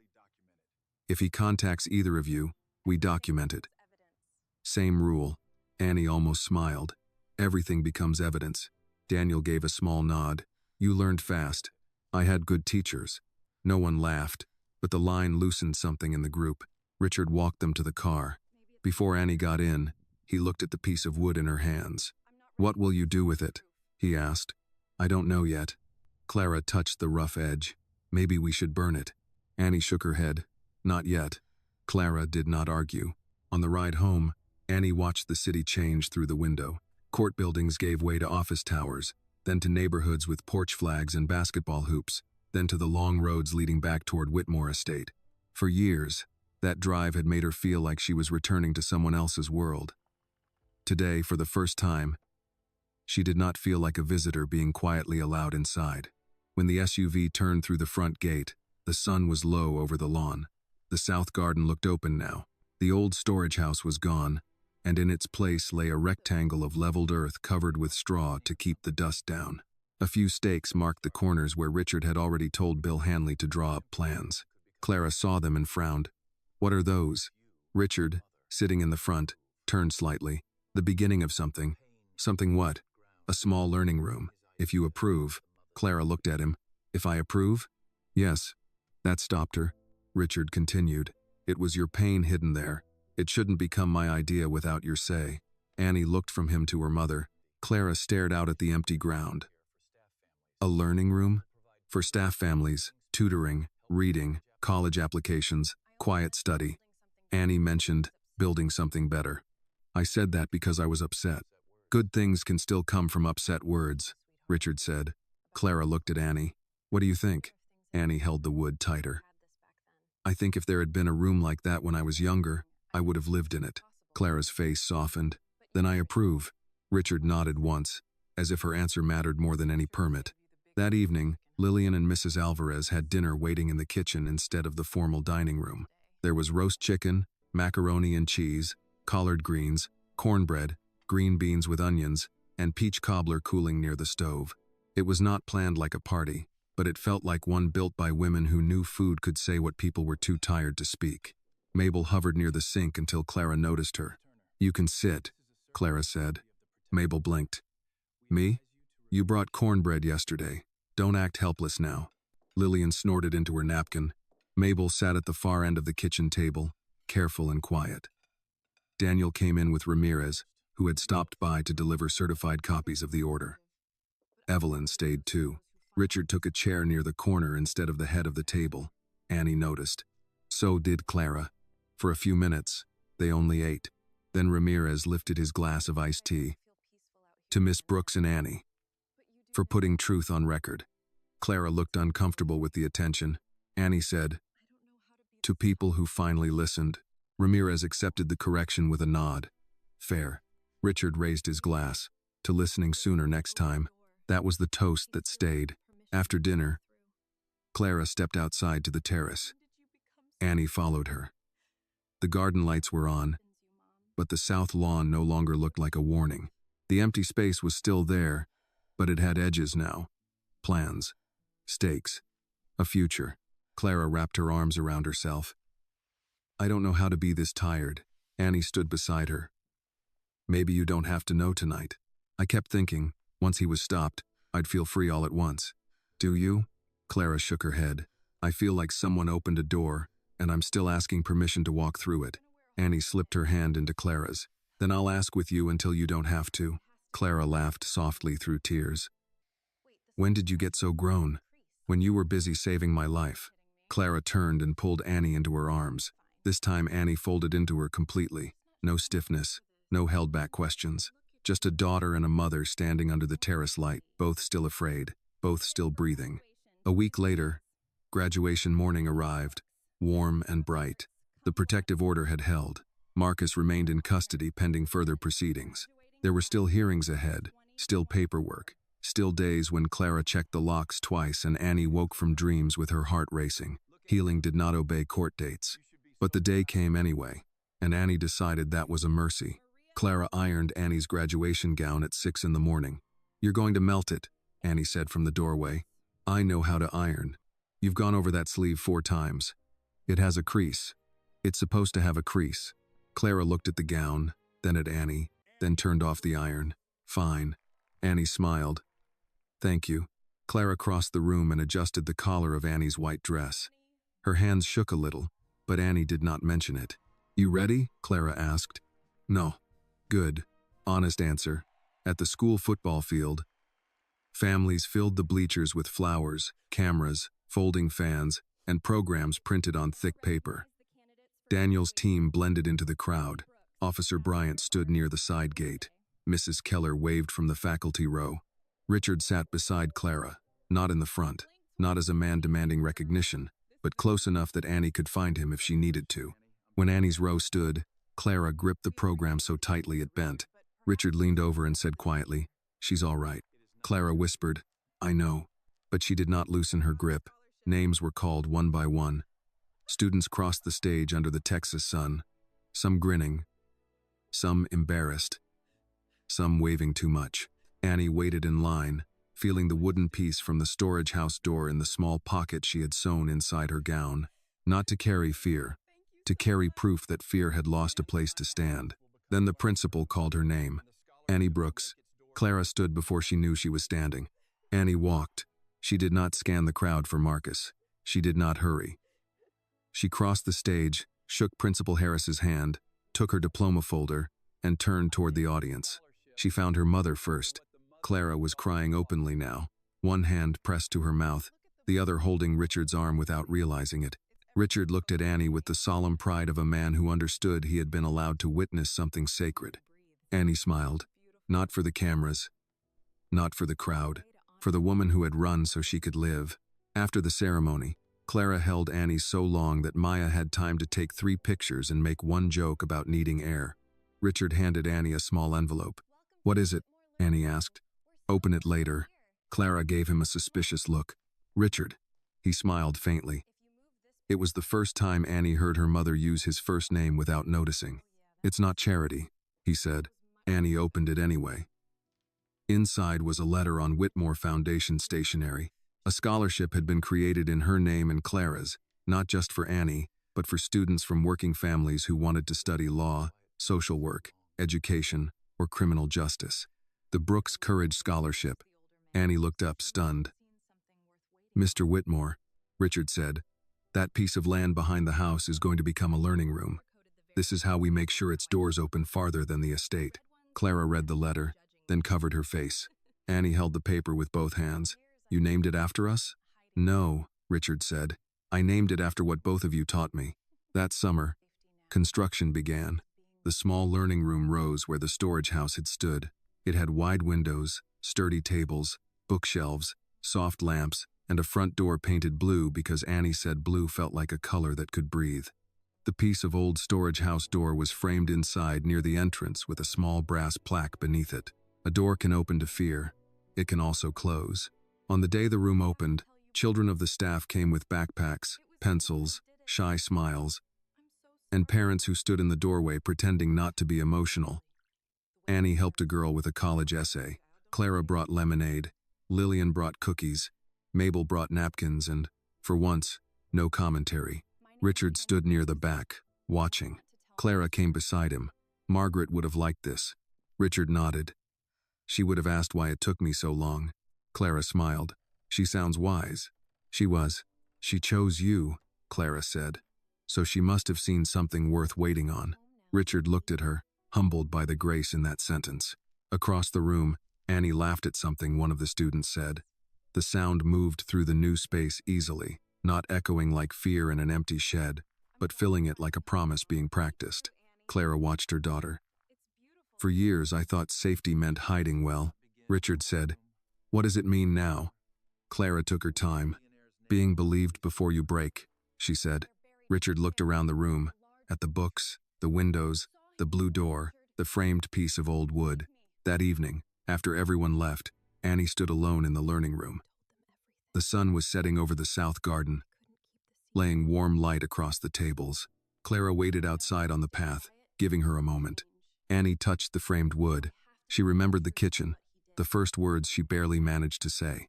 She remembered Richard's coffee cup hitting the island, Mabel's careless pity, Lillian's kindness, Clara's hands shaking, Marcus's voice, the courtroom, her own name spoken aloud. She had once thought courage would feel like not being afraid. It did not. Courage felt like telling the truth while fear stood close enough to hear. Clara opened the blue door. Ready to go home? Annie turned from the wall. Home. For once, the word did not feel borrowed. Yes, she said. They walked back toward the house together, not fast, not running, not hiding. Behind them, the learning room glowed softly in the place where the old storage house had once stood. And if anyone ever asked where justice began, Richard Whitmore would not say it began in a courtroom, or with a lawyer, or with a billionaire's name on a police report. It began in a kitchen, with a frightened young woman brave enough to whisper the truth, and it became real when the people around her finally chose to listen. This story reminds us that justice does not always begin in a courtroom. Sometimes it begins with one frightened voice finally telling the truth, and one person choosing to listen instead of judge. Annie's courage teaches us that fear may silence people for years, but it cannot erase what is right. Clara's love shows the strength of a mother who would rather suffer alone than let harm reach her child. And Richard's choice proves that power means nothing unless it is used to protect the vulnerable. In the end, the story asks us to look closer, listen sooner, and never mistake silence for peace. This video is a work of fiction created with the assistance of artificial intelligence. All characters, events, and situations are not real and do not represent any actual people or true stories. The content is intended for storytelling and emotional illustration only.